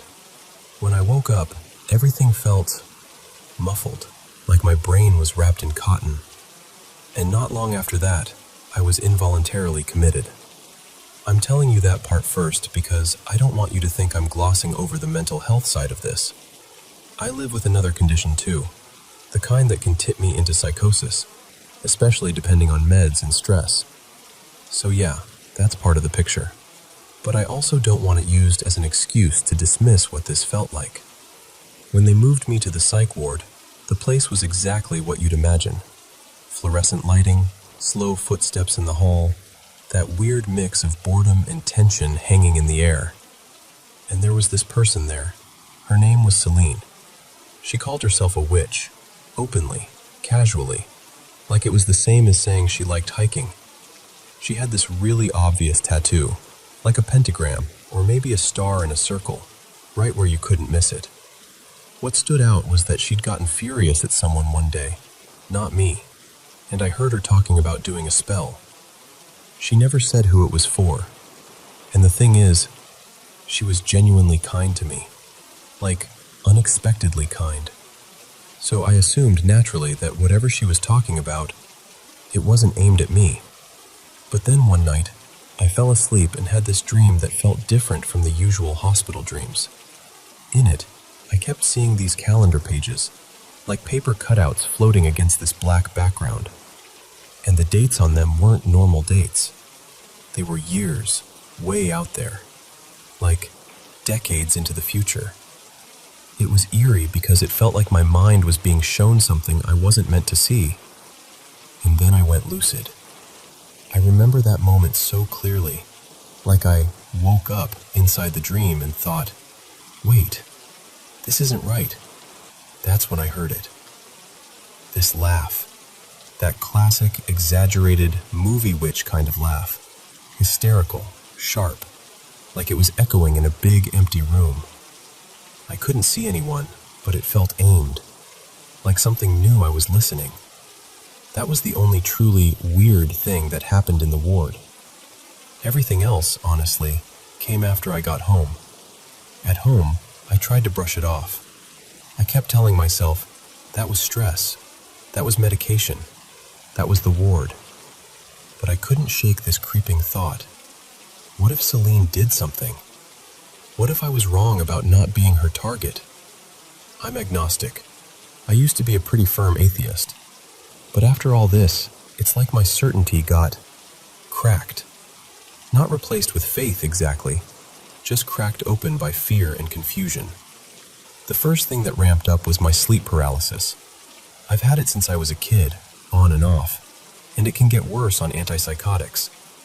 But this time, it spiked, like someone turned a dial.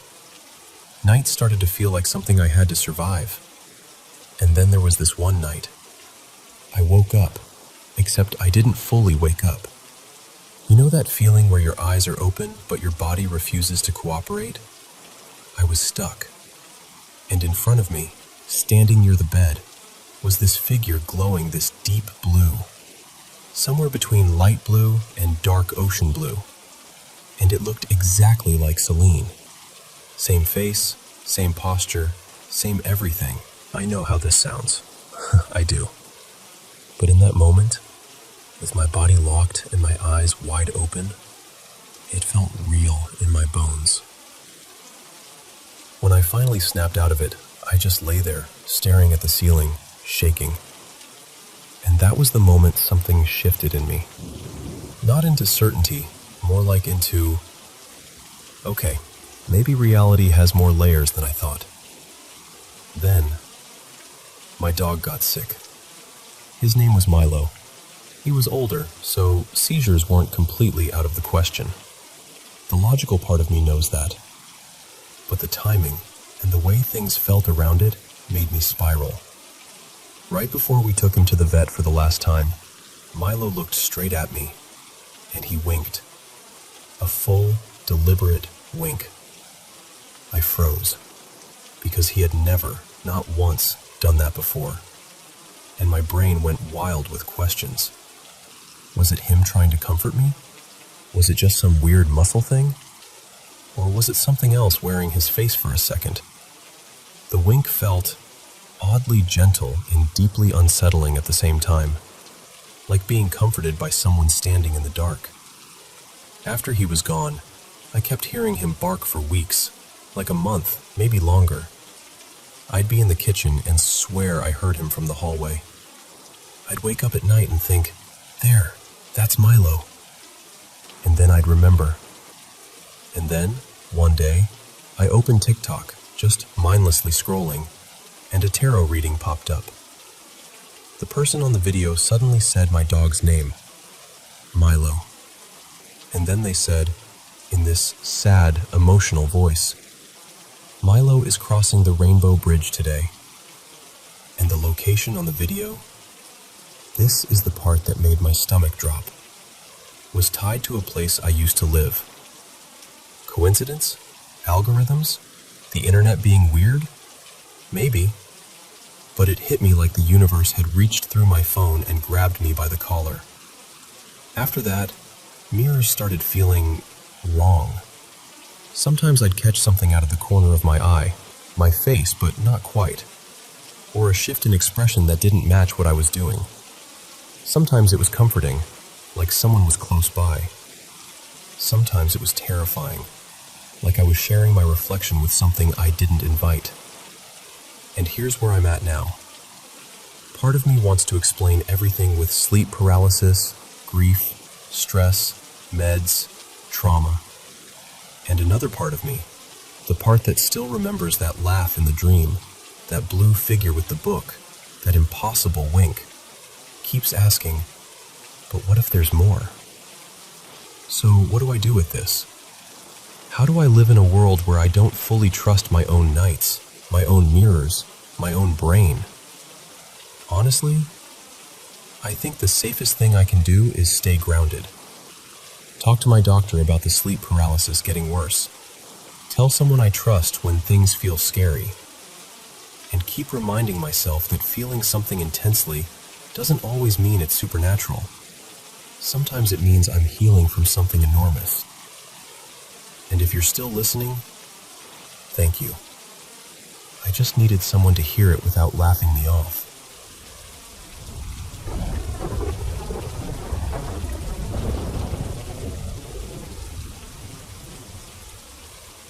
So, I've carried this around for a long time, and I don't tell it often, because even now, it sounds like something I must have imagined.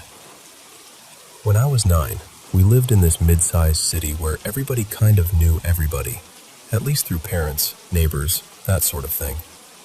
There was a boy a few streets over named Eli, and he was around 13. We weren't close.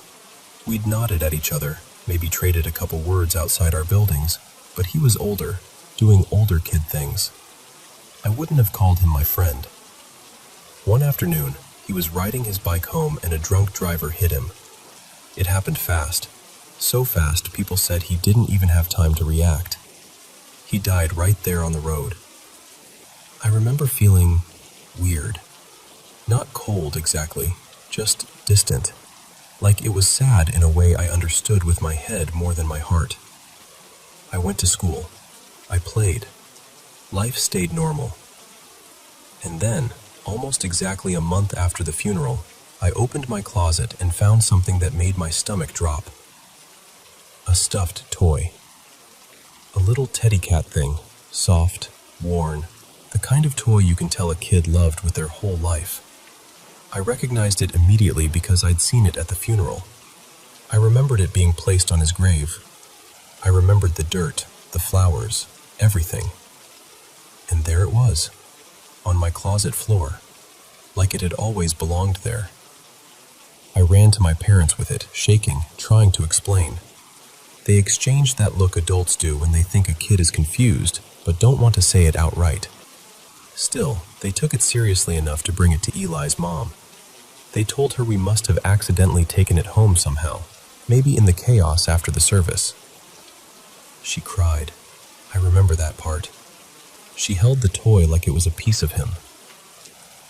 A week later, I opened my closet again. The teddy cat was back. Same scuffed ear, same little stitched smile, same exact toy. That time, I didn't tell my parents.